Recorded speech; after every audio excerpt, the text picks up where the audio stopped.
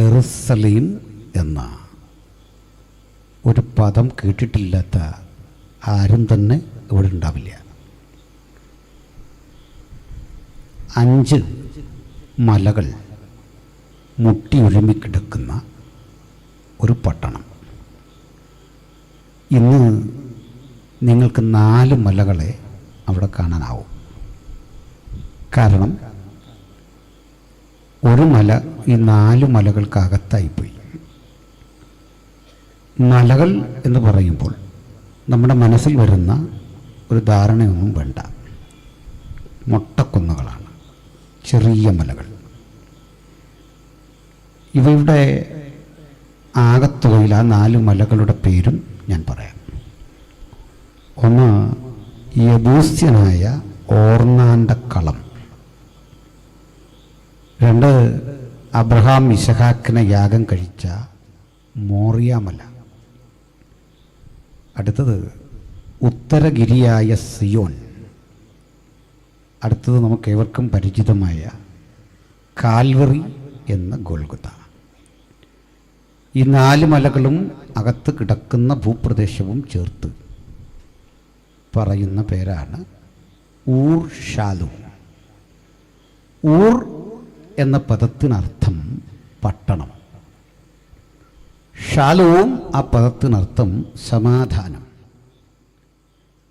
ഈ നാടിൻ്റെ ചരിത്രം നമ്മൾ അറിയുന്നത് പണ്ടവിടെ ഭരിച്ച മൽക്കീസദേക്ക് എന്ന ഒരു ദൈവപുരുഷനിലൂടെയാണ്.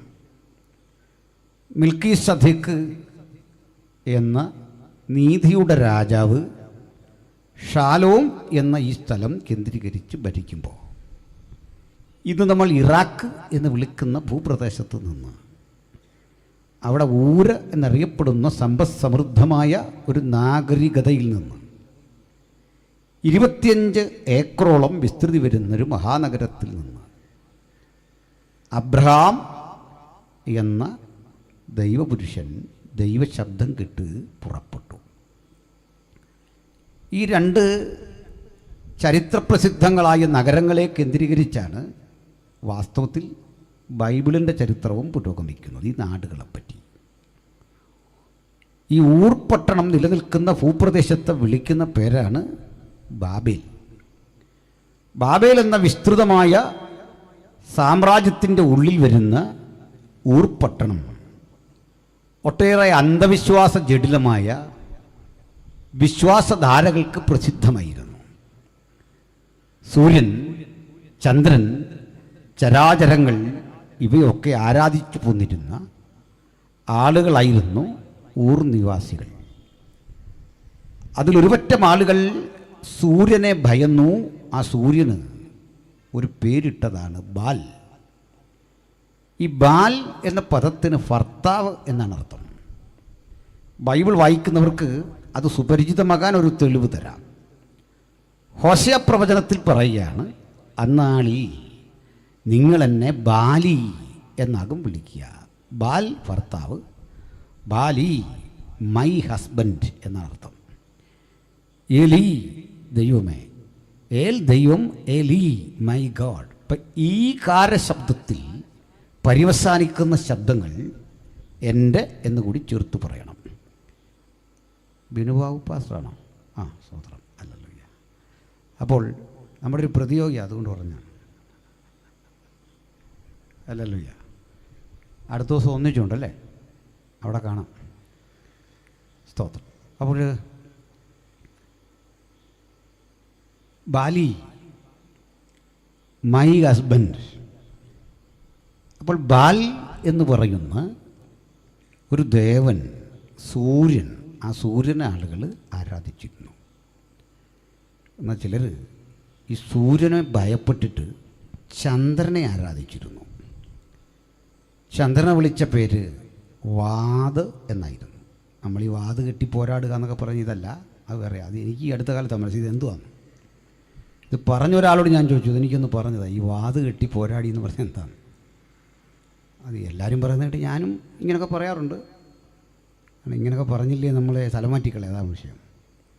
അപ്പോൾ അതുകൊണ്ട് ഈ ദയയുടെ ദയാണ് വാത്.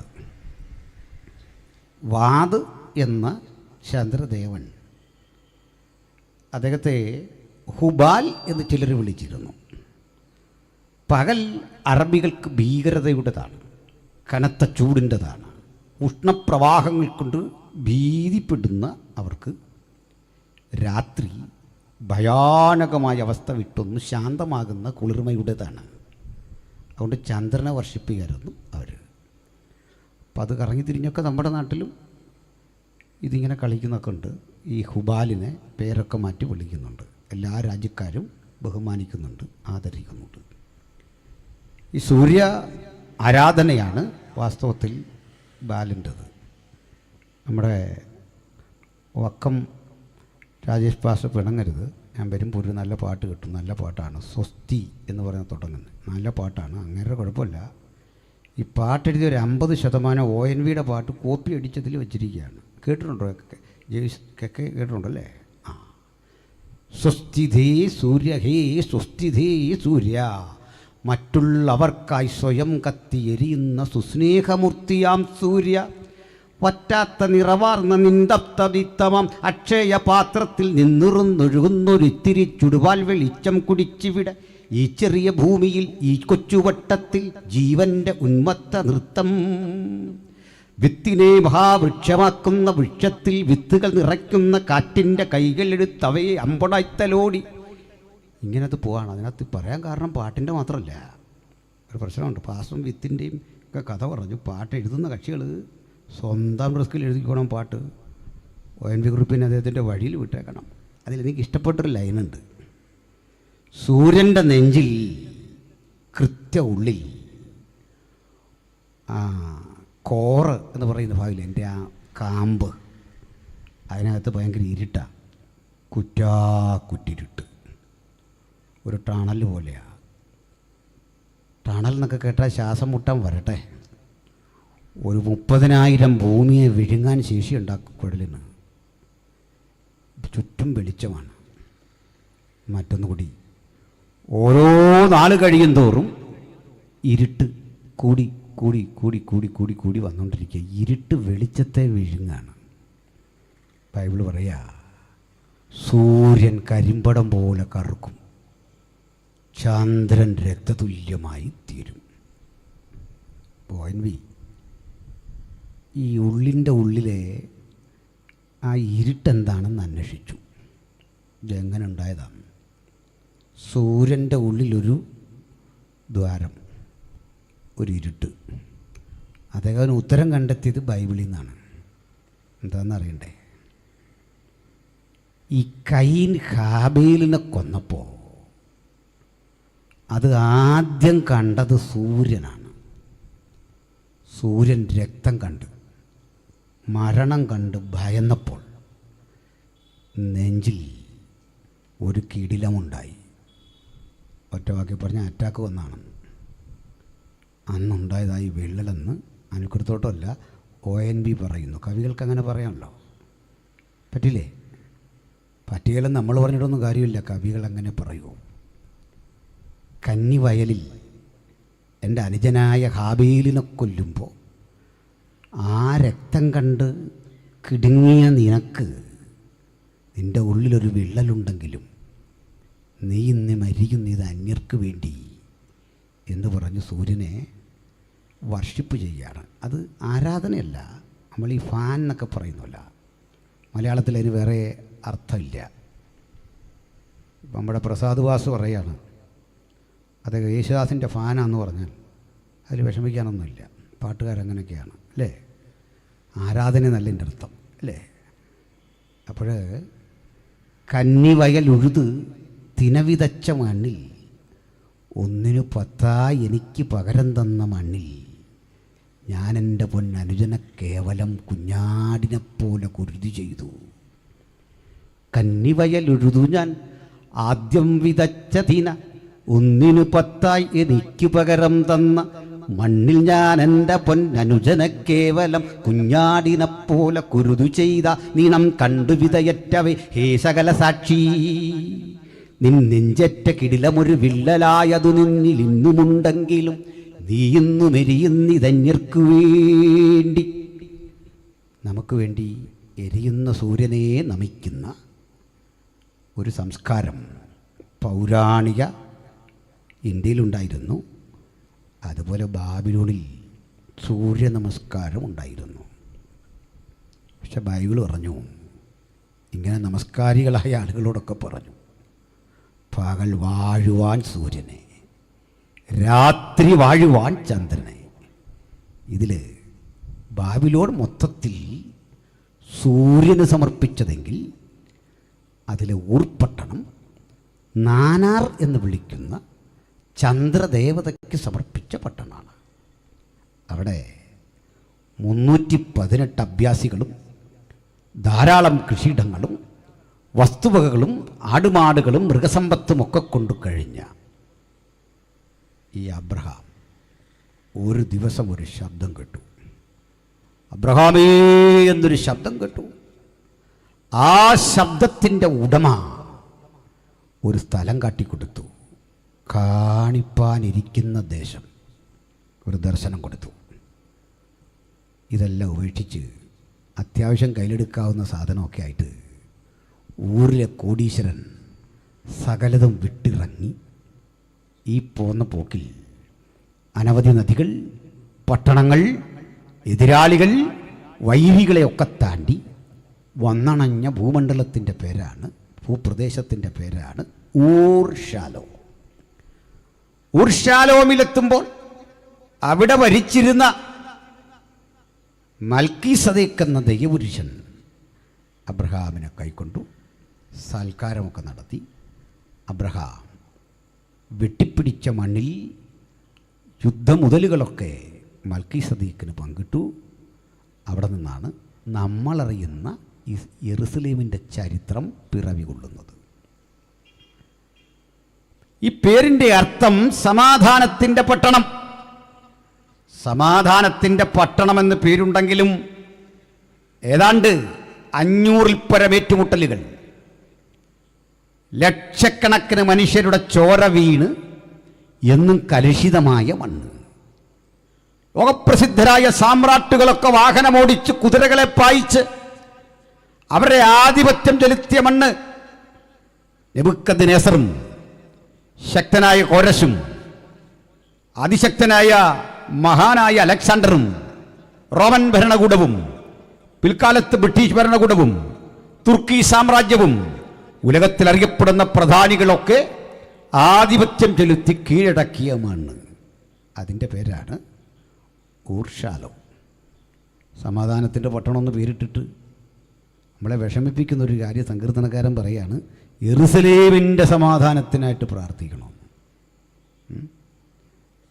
സമാധാനത്തിൻ്റെ പട്ടണത്തിലൊരു സമാധാനം വരാൻ. അന്ന് മുതലാണ് ഞാനൊരു കാര്യം പഠിച്ച്, ചില സഭകൾക്കൊക്കെ ശാലയും എന്ന് പേരുണ്ട്. അടി കാരണം ആ വഴി പോകണ്ട. ചില വീടിന് കാണും ശാലയും നിവാസ്, ആ വഴി പോകാനൊക്കത്തിലാർക്കും. ആ പേരങ്ങ് മാറ്റിക്കോണം, അതേ രക്ഷയുള്ളൂ. പേരൊക്കെ നല്ലതാണെങ്കിലും യെരുസലേമിലൊന്നും അടിയ. ഒത്തിരി സംഭവങ്ങൾ അവിടെ ഉണ്ട്.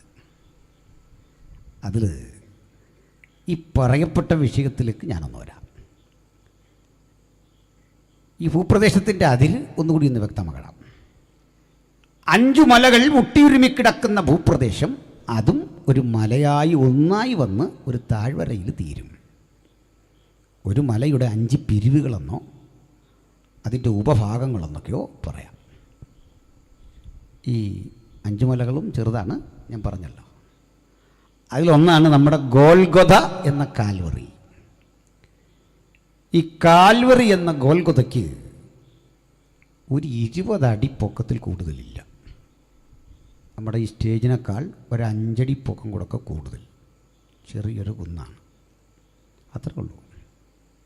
നമ്മൾ ഗ്രഹിച്ച പോലെ വലിയൊരു മലയൊന്നുമല്ല. മനസ്സിലായോ? ഇത് ഞാൻ സഹോദരന്മാരെ ഉദ്ദേശിച്ച് പറഞ്ഞല്ല, സഹോദരിമാർക്കും ഉണർവ് പ്രസംഗർക്കും വേണ്ടി പറഞ്ഞാണ്. കാരണം അവർ ഈ കാൽവറി എന്നോ ഗോൽഗൊഥ എന്നോ മര്യാദയ്ക്ക് പറയാതെ കാൽവറി അതിനുള്ള വകുപ്പില്ല, ഇത്രേ ഉള്ള സംഗതി. ചുമ്മാ ഈ വൈബ്രേഷൻ അത്ര ഇടരുത് ഒരു മയത്തിന്. മനസ്സിലായോ? 20 അടി പൊക്കമുള്ളൂ. അതുകൊണ്ടാണ് നമ്മൾ പറയുമ്പം ഈ കാൽവറിക്ക് തന്നെ നാണം വരില്ല. പക്ഷെ എന്നെപ്പറ്റിയാണോ ഈ പറയുന്ന ഓർത്ത് കാൽവറി വല്ല കടലിലും പോയി ചാടാതിരിക്കാൻ വേണ്ടി ഞാൻ പറഞ്ഞാണ്. ഇത്രയും പൊക്കമുള്ളൂ, ചെറിയൊരു മല. അപ്പോൾ ഗോൽഗൊത എന്ന കാൽവറി, ഇതിലൊരു സന്തോഷം. ഈ കാൽവറിയിൽ നിന്ന് നിങ്ങളൊരു നോട്ടം നോക്കിയാൽ ചെന്ന് തട്ടുന്നത് മോറിയയില്ല. അവിടെ അബ്രഹാം തൻ്റെ ഏകജാതനെ യാഗം അർപ്പിച്ചു. അബ്രഹാമേ എന്ന വിളി കേൾക്കുമ്പോൾ അബ്രഹാം ഒന്ന് തിരിഞ്ഞു നോക്കിയാൽ ചെന്ന് തട്ടുന്നത് ഗോൽഗൊതയില്ല. അവിടെ പിതാവായ ദൈവം തൻ്റെ ഏകജാതനെ യാഗമർപ്പിച്ചു. സ്തോത്രം. ഇനി മറ്റൊന്നുകൂടി, ഈ മലകൾ മുഴുവൻ അവസാനിക്കുന്ന സ്ഥലത്ത് കൂടിയൊരു നീരൊഴുക്കുണ്ട്. ആ നീരൊഴുക്ക് നിങ്ങളറിയും. അതിൻ്റെ പേര് കിദ്രോൻ എന്നാണ്. യെരുസലേമിൻ്റെ കിഴക്കേ ഭാഗത്തു കൂടി ഒഴുകുന്ന ആ തോടിൻ്റെ പേരാണ് കിദ്രോൻ. യെരുസലേമിൻ്റെ കിഴക്കേ കിദ്രോൻ തോട് കടന്ന് നിങ്ങൾ കുറുകെ അക്കര കടന്നാൽ ഒരു മലയിലേക്കാണ് പ്രവേശിക്കുന്നത്. അത് ഒരു മലയാണെന്ന് പറഞ്ഞാൽ പോരാ, ഒരു 1.5-2 മലയാണ്. കാരണം ഒരു 20 മിനിറ്റെങ്കിലും വേണം ആരോഗ്യമുള്ളൊരു പുരുഷൻ അതിൻ്റെ മീതെ കയറി വരാൻ. മനസ്സിലാവുന്നുണ്ടോ? മാർട്ടിൻ പോയോ? പാത്തിരിക്കുക, പോട്ടെ. വലിയ വണ്ണമുള്ളവരൊക്കെ കയറി 20 മിനിറ്റ് പോരാ. അതിനെ ഞാൻ മാർട്ടിനെ വിളിച്ചേ. ഒരു കാര്യം പറയുമ്പോൾ ഒരു തെളിവ് തരണമല്ലോ. ഈ വണ്ണമുള്ള മനുഷ്യരെയും കൊണ്ട് ട്രാക്ട് കൊടുക്കാൻ പോയി നോക്കി. സോഡ കുടിച്ച് ഇടപാട് വരും. 15 മിനിറ്റ് പ്രസംഗം പരസ്യവും നടത്തിയാൽ 30 സോഡ കുടിക്കും. ആരോഗ്യമുള്ളൊരുത്തര് കാൽവരി വരെ കടക്കാൻ, ഈ ഒലിവുമല കയറാൻ 20-25 മിനിറ്റ്. അപ്പോൾ കിഴക്കേ ഭാഗത്ത് ഒലിവുമല, പടിഞ്ഞാറ് ഭാഗത്ത് യെരുസലേം, നടുവിലൂടെ ഒരു തോട് കിദ്രോൻ. ഇത് കേൾക്കുമ്പോൾ ഒരല്പം മുഷിയുമെങ്കിലും അല്പം കഴിഞ്ഞതിൻ്റെ ആവശ്യം വരും. സശ്രദ്ധം ഇത് കേട്ടിരിക്കണം. ആദ്യ ഭാഗം, ഈ തോട് കടന്ന് യേശു കർത്താവ് അക്കരയ്ക്ക് പോകാൻ തുടങ്ങാം. ഇതിനു മുമ്പൊരു കാര്യം, ശിഷ്യന്മാർ യേശുവിനെ ദൈവാലയത്തിൻ്റെ പണി കാണിക്കേണ്ടതിന് കൂട്ടിക്കൊണ്ടുവന്നു. യേശു ഇതെല്ലാം നടന്ന് കണ്ടു. സാധാരണ ഇതിൽ ഇങ്ങനൊന്ന് കണ്ടാൽ നമ്മൾ പറഞ്ഞാൽ മതി നന്നായിരിക്കുന്നു. അല്ലെങ്കിൽ തന്നെ നമ്മൾ നന്നായിരിക്കുന്നൊരു കാര്യം പറയാൻ ബുദ്ധിമുട്ടുള്ള കാര്യമൊന്നുമല്ല. ചില ആളുകളൊരു ഫോട്ടോ ഇട്ട് വെച്ച് പറയുന്നത് കേട്ടില്ലേ, ലൈക്ക് കിട്ടുകയില്ലെന്നറിയാം, എന്നാലും ഒന്ന് തന്നാൽ കൊള്ളാം. അല്ലെ, ആൾ ചത്തുപോകും ലൈക്ക് കിട്ടിയില്ലെങ്കിൽ. ഏതായാലും ഒരു കമൻറ്റ് നല്ലത് പറയാൻ ചിലവില്ലല്ലോ അല്ലേ. പക്ഷെ കർത്താവ് ഒരു മോശം കമൻറ്റ്, യഹൂദനൊട്ടും താല്പര്യമില്ലാത്തൊരു കമൻറ്റ്. ഈ ആലയം തകരും, ഇത് തകർന്നു പോകും.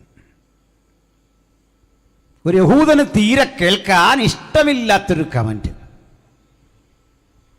എന്നിട്ട് എല്ലാവരും ചേർന്ന് ഈ കിദ്രോൻ കടന്ന് ഒലിവുമലയുടെ മീതെ എത്തി. ഒലിവുമലയുടെ മീതെ എത്തുമ്പോൾ അതിനു മുമ്പ് യേശു പറഞ്ഞ ഭാഗമാണ് വായിച്ചത്.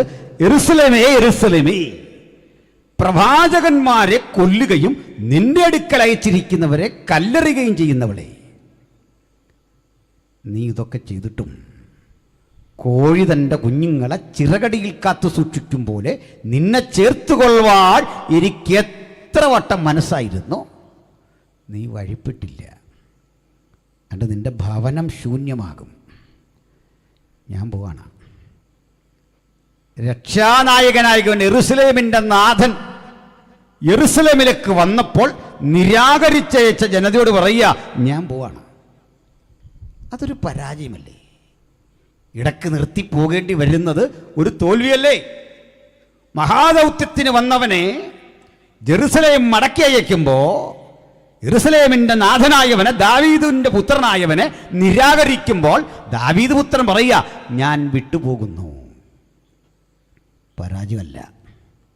യേശു ഒന്നുകൂടി പറഞ്ഞു, ഞാൻ പക്ഷെ ഒരു ദിവസം വരും. ഇന്ന് കൈയൊഴിഞ്ഞ നീ, ഇന്ന് തള്ളിക്കളഞ്ഞ നീ, ഒരു ദിവസം എന്നെ കണ്ടിട്ട് വിളിക്കും. എന്താണ്? യഹോവയാൽ അനുഗ്രഹിക്കപ്പെട്ടവൻ. ഇന്ന് നീ എന്നെ വിളിക്കുന്ന ആ നിമിഷം വരെ നിങ്ങളിനി എന്നെ കാണുകയില്ല. യെരൂശലേമിലേക്ക് വരുന്ന എന്നെ നോക്കിക്കൊണ്ട് വാഴ്ത്തപ്പെട്ടവൻ, അനുഗ്രഹിക്കപ്പെട്ടവൻ എന്ന് നീ പറയുവോളം നിങ്ങൾ എന്നെ കാണില്ല. 2000 ആണ്ട് കഴിഞ്ഞു. ഞാനീ പ്രസംഗിക്കുന്ന രാത്രി വരെ യഹൂദൻ യേശുവിനെ ഒരു സമൂഹമെന്ന നിലയിൽ ഉൾക്കൊണ്ടിട്ടില്ല.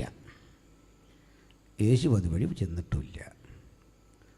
പക്ഷെ ഞങ്ങൾക്കൊരു കാര്യം ഉറപ്പാണ്, പറഞ്ഞത് യേശു കർത്താവെങ്കിൽ പറഞ്ഞതുപോലെ ഒരു ദിവസം അതുവഴി വരും. ആ ദിവസം കാത്താണ് നമ്മളിവിടെ പാർക്കുന്നത്. ആ മഹാദിവസം, ആ മനോഹര നിമിഷത്തെക്കുറിച്ചുള്ള വർണ്ണനയ്ക്കും വിശദീകരണത്തിനുമാണ് ഞാൻ ഈ അവസരം എടുക്കുന്നത്. അപ്പോൾ നമുക്ക് ആ ജോഗ്രഫി ഒരിക്കൽ കൂടി ഗ്രഹിക്കാം.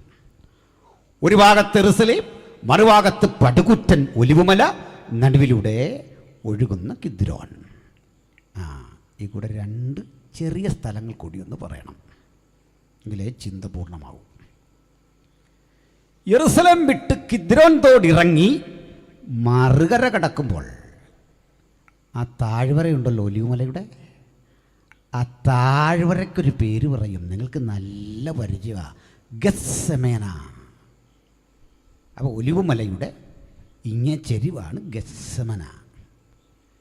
ഗത്സമേന എന്ന പദത്തിൻ്റെ അർത്ഥം നീര് പിഴിഞ്ഞെടുക്കുന്ന സ്ഥലം. ചക്കിലൂടെ പുറത്തു വരുന്ന മുന്തിരിയോ ഒലിവോ ശേഖരിക്കുന്ന സ്ഥലം, ഞെക്കി പിഴിഞ്ഞെടുക്കുന്ന സ്ഥലം, പ്രസ് ചെയ്യുന്ന ഇടം. ഇതാണ് ഗത്സമന എന്ന പദത്തിൻ്റെ അർത്ഥം. ഈ ഗത്സമന കടന്ന് ഒലിവുമലയുടെ മുകളിൽ ചെല്ലുക. അതിൻ്റെ മറുവശത്തെ താഴ്വരയില്ലേ അങ്ങേവശം, ആ സ്ഥലത്തിനൊരു പേര് പറയും, നിങ്ങൾക്ക് പരിചിതമാതും, ബഥാന്യ. നമ്മുടെ ലാസർ പാർത്ത സ്ഥലം. ഇത്രയും മനസ്സിൽ വന്നവർക്കറിയാം, യെരൂശലേമിൽ നിന്ന് 1 നാഴിക ദൂരത്ത് ബേത്ഭാഗ എന്നൊക്കെ പറയുമ്പോൾ ആ കാര്യം മനസ്സിലായി. ഒരു ചിത്രത്തിലെന്ന വണ്ണം അത് മനസ്സിൽ പതിയണം. ഒലിവുമലയുടെ ഒരു ഭാഗം ഗത്സമന, മറുവശം ലാസർ പാർത്ത ബഥാന്യ. ഇത് ഏകദേശം ഒരു ധാരണ വന്നു. ഈ ബഥാന്യാണ് ലോകത്ത് കടുക് മരങ്ങളുള്ള ഒരേ ഒരു സ്ഥലം. ഇപ്പോഴും ഉണ്ട് കടുക് മരങ്ങൾ. കടുക് ഒരു മരമായി വളർന്നു നിൽപ്പുണ്ട്. 1 2 അല്ല, ധാരാളമുണ്ട്. ലോകത്ത് അവിടെയുള്ളൂ. ഇത് മനസ്സിലാക്കാതായി സി രവിചന്ദ്രനൊക്കെ ചുമ്മാ നിന്നങ്ങ് ചിരിക്കുക. ബൈബിളിൽ എഴുതിയിരിക്കുക കടുക് മരമൊന്നും. മനസ്സിലായില്ലേ? ഇങ്ങനെ ചിരിച്ച ആളുകൾ രവിചന്ദ്രൻ എന്നുള്ള മാറ്റിയിട്ട് ചിരിചന്ദ്രൻ എന്ന് വിളിക്കും. മനസ്സിലായില്ലേ? കാര്യം പറയാതെ ഈ വിഡ്ഢിവേഷം കെട്ടിട്ട് വല്ല കാര്യമുണ്ട്? ഇതൊക്കെ പഠിക്ക്, പോയി കാണുന്നില്ല. ഇടമറുകിൻ്റെ മകനും ഒക്കെ പോയി കണ്ട സ്ഥലമാണ്. കുറഞ്ഞ വർഷം കോംപ്ലക്സ് ഇല്ലെങ്കിൽ അവരോടെങ്കിലും ചോദിച്ചു പഠിക്കും. പോയവരാണ് അവിടെ കിടപ്പുണ്ട്. വേണ്ടതേ ഗൂഗിൾ ചെയ്യാമല്ലോ. അവരൊക്കെ ഗൂഗിൾ, വാട്സാപ്പ് യൂണിവേഴ്സിറ്റിയിൽ നിന്ന് വന്നവരാണ്. ഏതായാലും പറഞ്ഞത്, ഈ കടുക് മരം ഇന്നുണ്ട്. കർത്താവ് പറഞ്ഞില്ലേ, സകല പക്ഷികളും അവിടെ വന്ന് അതിൽ കൂട് കെട്ടി എന്നൊക്കെ പറയുമ്പോൾ കടുക് മരത്തിൽ കൂട് കെട്ടുമോ എന്നൊക്കെ ചോദിച്ചു നിന്നങ്ങ് ചിരിക്കുക. അപ്പോൾ ഈ സ്ഥലമൊക്കെ മനസ്സിലായ സ്ഥിതിക്ക് നമുക്ക് വേഗത്തിൽ മുമ്പോട്ട് പോകണം. സന്തോഷമല്ലേ? അവിടെ ഇരിക്കുന്നവർക്കൊക്കെ കേൾക്കാമോ? കേൾക്കത്തില്ലേ? ഇവിടെ സ്ഥലം കൊണ്ട് ഇവിടെ ഇരിക്കാൻ പറയാനാ. പോട്ടെ. അപ്പോൾ യേശു കർത്താവ് ഈ മനോഹരമായ ദൈവാലയത്തിൻ്റെ പണി കണ്ട് ശിഷ്യഗണങ്ങളോട് പറഞ്ഞാൽ മതി, കൊള്ളാം. കർത്താവ് പറഞ്ഞു, ഇത് തകർക്കും. എന്നിട്ട് യേശു ശിഷ്യന്മാരും ഒലിവുമലയുടെ മുകളിൽ വരുമ്പോൾ ശിഷ്യന്മാരിൽ ഒരുവൻ അടുത്ത് വന്ന് അവനോട്, അത് എപ്പോൾ സംഭവിക്കും? ഏതാ 20 മിനിറ്റ് മുമ്പ് പറഞ്ഞ കാര്യം താഴെ വച്ച്. അവിടുത്തെ വരവിനും യുഗാവസാനത്തിനും അടയാളം എന്തെന്ന് പറഞ്ഞു തരയണം. ലോകാവസാനം അല്ല ശരി പ്രയോഗം, യുഗാവസാനം. എസ്കാറ്റോസ് അന്ത്യകാലത്തിനും അടയാളമെന്തെന്ന് പറഞ്ഞു തരണം. ഇത്രയും ചോദിച്ചപ്പോൾ ഒരു നീണ്ട പ്രഭാഷണമാണ് പുറത്തേക്ക് വരുന്നത്. ആ പ്രഭാഷണത്തെ വേദജ്ഞാനികൾ വിളിക്കുന്ന പേരാ ദ ഒലിവറ്റ് ഡിസ്കോസ്, ഒലിവുമല പ്രസംഗം. Olivet discourse ചരിത്രപ്രസിദ്ധമാണ്. മത്തായി 24, മാർക്കോസ് 13, ലൂക്കോസ് 21 ഈ ഒലിവുമല പ്രഭാഷണം കൃത്യമായി 3 സുവിശേഷകർ എഴുതിയിരിക്കുക. ഈ കൃത്യമായ വാക്കുകൾ, വചനങ്ങൾ, ആശയങ്ങൾ കൃത്യമായി പറഞ്ഞിട്ട് അപ്പോസ്തലന്മാർ പറയുക, യേശുവിൻ്റെ വാക്കുകൾ എടുത്തിട്ട് പറയുക, അന്ന് ഈ ദേവാലയം കല്ലിന്മേൽ കല്ല് ശേഷിക്കാതെ തകരുന്ന കാലത്തെ ഞാൻ ക്രിസ്തുവെന്ന പേർ പറഞ്ഞുകൊണ്ട് നിങ്ങളരികിൽ പലരും വരും, വഞ്ചിക്കപ്പെടാൻ പാടില്ല. എന്താ അതിൻ്റെ അർത്ഥം എന്നറിയണ്ട. ഇത് തന്നെയാണ് ഇതിൻ്റെ പ്രത്യേകത. നമ്മുടെ നാട്ടിൽ എത്രയോ ആളുകൾ അവർ ക്രിസ്തുവാന്നും പറഞ്ഞ് വന്നിട്ടുണ്ട്. ഇപ്പോഴും വരും, ഇനിയും വരും. പക്ഷേ നമ്മൾ ഇത്രയും നാളായിട്ട് ആരെങ്കിലും ഞാൻ ആ സോക്രട്ടീസ് എന്ന് പറഞ്ഞ് വന്ന് കണ്ടിട്ടുണ്ടോ? ഉണ്ടോ? നമ്മളാരെയും കേട്ടിട്ടുണ്ടോ ഞാനാണ് മരിച്ചുപോയി ലോക്കലപ്പച്ചനൊക്കെ വരാറുണ്ട്. അപ്പാപ്പനാണ് വന്നിരിക്കുന്നത്, അമ്മച്ചിയാണ് വന്നിരിക്കുന്നത്, വടിയിടിക്കുന്നത് കേട്ടപ്പോഴേ മനസ്സിലായി അതുണ്ട്. പക്ഷേ ഏതെങ്കിലും ഒരു വ്യക്തി വന്നിട്ട് പറയാറുണ്ടോ ഞാനാണ് ഗാന്ധിജി? പറയില്ല. ഞാനാണ് ബുദ്ധൻ. എന്താ പറയാത്തേ? എത്രയോ മനുഷ്യർ മണ്ണടിഞ്ഞതാ. ഇതൊക്കെ ഞാനാണെന്ന് പറയാത്തതിൻ്റെ കാര്യം അറിയാം. തട്ടിപ്പുകാരെല്ലാം പറയുന്നത് എന്താ? യേശുവാണ് ഞാൻ. ഇപ്പോൾ ചോദ്യം, ഇവന് തന്നെ അറിയാം പറയാൻ കൊള്ളാവുന്നൊരു പേര് യേശുവിൻ്റെയാ. അത് അവന് തന്നെ അറിയാം. ഹല്ലേലൂയ. തന്നെയല്ലാതെ ഈ പ്രവചനത്തിന് നിവൃത്തിയാ ഞാൻ ക്രിസ്തു ആകുന്നു എന്ന് പറഞ്ഞ് പലരും വരുന്നു. സ്തോത്രം. ഹല്ലേലൂയ. അപ്പോൾ പിന്നെയും പറഞ്ഞു, യെരൂശലേം തകർന്നോട് ബന്ധപ്പെട്ട് പറയുക, ജാതികൾ യെരൂശലേമിനെ വളഞ്ഞിരിക്കുന്നത് കാണുമ്പോൾ അതിൻ്റെ ശൂന്യകാലം അടുത്തിരിക്കുന്നു എന്ന് നിങ്ങൾ മനസ്സിലാക്കണം. അന്ന് യഹൂദ്യയിലുള്ളവർ മലമുകളിലേക്ക് ഓടിപ്പോകട്ടെ. നിങ്ങളുടെ ഈ ഓടിപ്പോക്ക് ഒരു ശബത്തിലോ മഞ്ഞുകാലത്തോ ആകാതിരുന്നാൽ കൊള്ളാം. ഇതൊക്കെ പറഞ്ഞ് വരാനിരിക്കുന്ന വിഷയത്തിൻ്റെ ഭീകരത ഒരു പ്രവചനം പോലെ പറഞ്ഞ് കൃത്യമുറപ്പിച്ച് യേശു വിട വാങ്ങി. ഹല്ലേലൂയ. അതാ യേശുവിൻ്റെ പ്രവചനത്തിൻ്റെ തീവ്രതയും തീഷ്ണതയും. പറഞ്ഞാൽ പറഞ്ഞതുപോലെ ചെയ്യുന്നവനാണ് യേശു. എല്ലാവരും ഗുമ്മിന് വേണ്ടിയൊന്നും എന്തെങ്കിലും തട്ടിവിടുന്ന ആളല്ല. ഒത്തിരി പ്രവചനം പറഞ്ഞല്ലേ, ഇരിക്കട്ടൊരു ഗുമ്മിന്. ഏലപ്പാറ നാലിലും വന്നിട്ടുണ്ടോ? ഇല്ലല്ലോ. അമ്മ ചുമ്മാ കയറി ഗുമ്മിനടിക്കുന്ന ആളല്ല. കാര്യം പറഞ്ഞ അളന്ന് തൂക്കി കൃത്യമേ പറയൂ. അതുകൊണ്ടാണ് നമ്മൾ യേശുവിനെ വിളിക്കുന്നത് വാഗ്ദത്തങ്ങളിൽ വിശ്വസ്തൻ, വാക്കുമാറാത്തവൻ. എന്തൊരാനന്ദമാണ് ആ വാക്കുകൾക്കല്ലേ. ആ ദൈവത്തിൻ്റെ സാന്നിധ്യം ഇന്ന് രാത്രി നമ്മുടെ പ്രാർത്ഥനകൾക്ക് ഉത്തരമായി, നമ്മുടെ ചോദ്യങ്ങൾക്ക് മറുപടിയായി, നമ്മുടെ കാത്തിരിപ്പിന് വിരാമമായി, ഇതുവരെ ആസ്വദിക്കാത്ത ദൈവപ്രവൃത്തിയായി, രോഗശാന്തിയായി, ദൈവീക കാരുണ്യമായി, അടിമുടി സുഖപ്പെടുത്തുന്ന അനുഭവമായി നമ്മുടെ മധ്യ വ്യാപരിക്കുന്നുണ്ട്. കൃപ ഏറ്റെടുത്ത് പ്രാർത്ഥനയോടെ ദൈവസന്നിധിയിലായിരിക്കണം. കാരണം ഇത് നമ്മുടെ സമാപന രാത്രിയാണ് ഇന്നത്തെ. ഹല്ലേലൂയ. ഇനി നമുക്ക് മുമ്പോട്ട് പോകാം. യേശു പറഞ്ഞതല്ല അതുപോലെ നിറവേറി. ഞാനിതിനൊത്തിരി അനുഭവസ്ഥനാണ്. ഞങ്ങളുടെ കുഞ്ഞുട്ടിച്ചാൻ ഇവിടെ ഇരിപ്പുണ്ട്. പ്രീ ഡിഗ്രിക്ക് പഠിക്കും കാലത്ത് ഞാനും ജയമോനും എല്ലാം ചേർന്ന് ഒരു പരസ്യവും നടത്തി. കാരണം ഇവിടെ ഒരു ചങ്ങാതി പറഞ്ഞു ഞാൻ യേശുവാണ്. അതും ഒരു സഹോദരി ഇവിടെ വല്ല ഉണ്ട് ഇന്ന് മാനസാന്തരപ്പെട്ടോണം. അതിനു വേണ്ടി കേട്ടോ, പിണങ്ങിയൊന്നുമല്ല. ജയമോനും ഞാനൊക്കെ തീരുമാനിച്ചു അന്ന് ജയമോൻ എട്ടിപ്പടിക്കാൻ പോയേക്കാം. KK ജംഗ്ഷനായി ജയമോനെ വിളിക്കുന്നു കേട്ടോ. അങ്ങനെ വിളിക്കാൻ അവകാശമുള്ള ഒരാളെ. ഞങ്ങളുടെ കൂടെ ഒരു സുനിൽകുമാറുണ്ട്. സുനിൽകുമാർ നന്നായിട്ട് പ്രസംഗിക്കും. നായർ കൺവെർട്ടാണ്. ഡ്രമ്മുമൊക്കെ എടുത്ത് ഈ ദൈവത്തിൻ്റെ വീടിൻ്റെ മുമ്പിൽ നിന്ന് ധാരാളം ഭക്തന്മാരും 12 ഈശന്മാരും ഉണ്ട്. ചില്ലറ കളിയൊന്നുമല്ല, ആപ്പ ഏർപ്പാടല്ല. കാല് കഴുകി നമിക്കാൻ 12 ഈശന്മാർ. അയാൾ അതിൻ്റെ ഫ്രണ്ടിൽ ചെന്ന് നിന്ന് അന്നത്തെ വിവരവും ബോധവും ഒക്കെ ഇല്ലേ, ഇന്നെങ്ങാണ്ട് വിവരമുണ്ടോ? അവിടെ നിന്ന് 1-2 മണിക്കൂർ അങ്ങ് പ്രസംഗിച്ചു, വചനം വെച്ചിട്ട്. അന്നത്തെ അറിവിൽ ആദ്യകാല പ്രസംഗമൊക്കെ അങ്ങനെ. അന്നും കണ്ണന പ്രസംഗമാണ്, വീടിരിക്ക് പഠിക്കുന്ന പ്രായമാണ്, കാലമാണ്. പിന്നെ അതിന് എന്ത് സംഭവിച്ചോന്ന് നമുക്കറിയില്ല. ക്രൂശിക്കപ്പെട്ടോ ഉയർത്തെഴുന്നേറ്റോ മടങ്ങി വന്നോ ഒന്നും അറിയില്ല. സ്തോത്രം. ഇപ്പോൾ ക്രിസ്തുവാണെന്ന് പറഞ്ഞ് ഇത്തരം ധാരാളം ആളുകൾ വരും. പരിശുദ്ധാത്മാവാണെന്ന് പറഞ്ഞു വന്നവരുണ്ട്. അതാണ് പേർഷ്യക്കാരനായ മാനി എന്നൊരാളുണ്ടായിരുന്നു, AD 300 ഒരു സന്യാസിയാണ്. ക്രിസ്തു ജഡം ധരിച്ചു വന്നെങ്കിൽ പരിശുദ്ധാത്മാവ് ജഡം ധരിച്ചു വന്ന ആളാണ് താൻ എന്ന് ജനത്തെ പഠിപ്പിച്ചു. അതാണൊരു കുരിശിൻ്റെ പേര് തന്നെ, മാനിക്കയൻ കുരിശെന്ന. എന്താ മാനിക്കയൻ കുരിശിൻ്റെ പ്രത്യേകത? ചിലതരം കുരിശ് കണ്ടിട്ടുണ്ടോ? ഈ ഗ്ലാവർ ഇങ്ങനെ വന്നിട്ടൊരു ആ കുരിശിൽ ഒരു പ്രാവിനെ നിങ്ങൾക്ക് കാണാം, താഴേക്ക് തല വെച്ച് കിടക്കുന്നത്. കുരിശിലേക്ക് പരിശുദ്ധാത്മാവ് ഇറങ്ങി വരുന്നു എന്നതിൻ്റെ സൂചകമാണ്.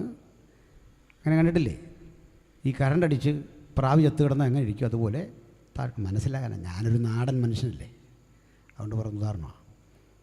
ഈ കാക്കയൊക്കെ കറണ്ടടിച്ച് താഴോട്ട് വീഴുമല്ലോ, ഇതുപോലൊരു പ്രാവ് അതേ വന്ന് ഇങ്ങനെ താഴോട്ട്, ഭാഗ്യത്തിന് താഴെ വീണില്ല, ഇതാ ഇങ്ങനെ കിടക്കുന്ന അത് തന്നെ മാനിക്കുകയാണ്. ഇതൊക്കെ എങ്ങനെയാ ക്രൈസ്തവർക്കിടയിൽ നിന്ന് വന്നതെന്ന് പറയാൻ നമുക്ക് നേരം പോരാ. അപ്പോൾ ഇങ്ങനെ ധാരാളം ക്രിസ്തുക്കൾ പരിശുദ്ധാത്മാവെന്ന് പറഞ്ഞു വന്നവർ ഇവരൊക്കെ ധാരാളമുണ്ട്. ഇതൊക്കെ യേശുവിൻ്റെ പ്രവചനത്തിൻ്റെ നിവൃത്തിയാണ്. യേശു ഇത് പ്രവചിച്ചു. ഏതാനും നാൾക്കുള്ളിൽ അറസ്റ്റ് ചെയ്യപ്പെട്ടു, വിചാരണ ചെയ്യപ്പെട്ടു. കോടതികൾ മാറി മാറി അവനിൽ കുറ്റം കാണുന്നില്ല എന്ന് കൃത്യം പറഞ്ഞു. അതന്നെ വലിയൊരു സന്തോഷമാണ്. ഏതായാലും ഉയർപ്പും ദുഃഖവെള്ളിയൊക്കെ കഴിഞ്ഞ സ്ഥിതിക്ക് ഒരു വാക്ക് അതേക്കെ പറ്റി കൂടി പറയണം. പ്രിയരേ, നിങ്ങളും ഞാനും ഒക്കെ ഈ കണ്ടു പരിചയിച്ച ആ യേശുവിൻ്റെ ചിത്രം അങ്ങേയറ്റം തെറ്റാന്ന് പറയാൻ കാരണം ഒത്തിരി ഉണ്ട്. അതിലൊന്ന് പറയാം. കർത്താവായ യേശുക്രിസ്തുവിനെ വരച്ച ഡാവിഞ്ചി ആകട്ടെ, മൈക്കൽ ആഞ്ചലോ ആകട്ടെ, പിക്കാസോ ആകട്ടെ, ഇവരെല്ലാം വരച്ചത് ഒരു ദയനീയ ഭാവമുള്ള യേശുവിനെയാണ്. ക്രൂശിൽ ദയനീയ ഭാവത്തിൽ കിടക്കുന്ന ക്രിസ്തുവിനെ. പക്ഷെ ബൈബിളിലെ ക്രിസ്തു അങ്ങനെയല്ല. അതിന് തെളിവ് പറയാം. നമ്മളിങ്ങോട്ട് ഈ ഹൈറേഞ്ചിൻ്റെ എഡ്ജിലും ഒക്കെ പാർക്കുന്ന ആൾക്ക് ഈ ചായയുടെ ക്വാളിറ്റി അറിയാം. അതുകൊണ്ട് മുണ്ടക്കയത്തുള്ളവൻ കഴിവതും ട്രെയിനിൽ കയറിയാൽ ചായ കുടിക്കുകയില്ല. ട്രെയിൻ ചായ വേറെ ഐറ്റമാണ്. കാപ്പി ഉണ്ടെണ്ണം തരാൻ പറയും. കാരണം ചായ എന്താണെന്ന് നമുക്കറിയാം. അങ്ങനെയല്ലേ? ചായ ആസ്വദിച്ച് കുടിക്കുന്ന ആളിൻ്റെ മുഖത്ത് നോക്കിയാൽ അറിയാം ചായ കൊള്ളാം. അങ്ങനല്ലേ? യേശു മരണമാസ്വദിച്ചതിൻ്റെ മുഖമാണോ ഈ വരച്ചു വച്ചിരിക്കുന്നത്? അല്ല, മരണമാസ്വദിച്ചു. വിചാരണ വേളയിലാണ് യേശുവിൻ്റെ കരുത്ത് കാണുന്നത്. കോടതി മുറിക്കുള്ളിൽ നിൽക്കുന്ന ക്രിസ്തു. പീലാത്തോസിൻ്റെ വിചാരണ, സന്നിധിയും കോടതിയുടെ വിചാരണ, പീലാത്തോസിൻ്റെ വിചാരണ, ഹെരോദാവിൻ്റെ വിചാരണ, വീണ്ടും തിരികെ പീലാത്തോസിൻ്റെ അരികിൽ. പീലാത്തോസ് ഒരു മദ്യപാനിയായിരുന്ന ചരിത്രം. അദ്ദേഹം യഹൂദനല്ല, റോമക്കാരനാണ്.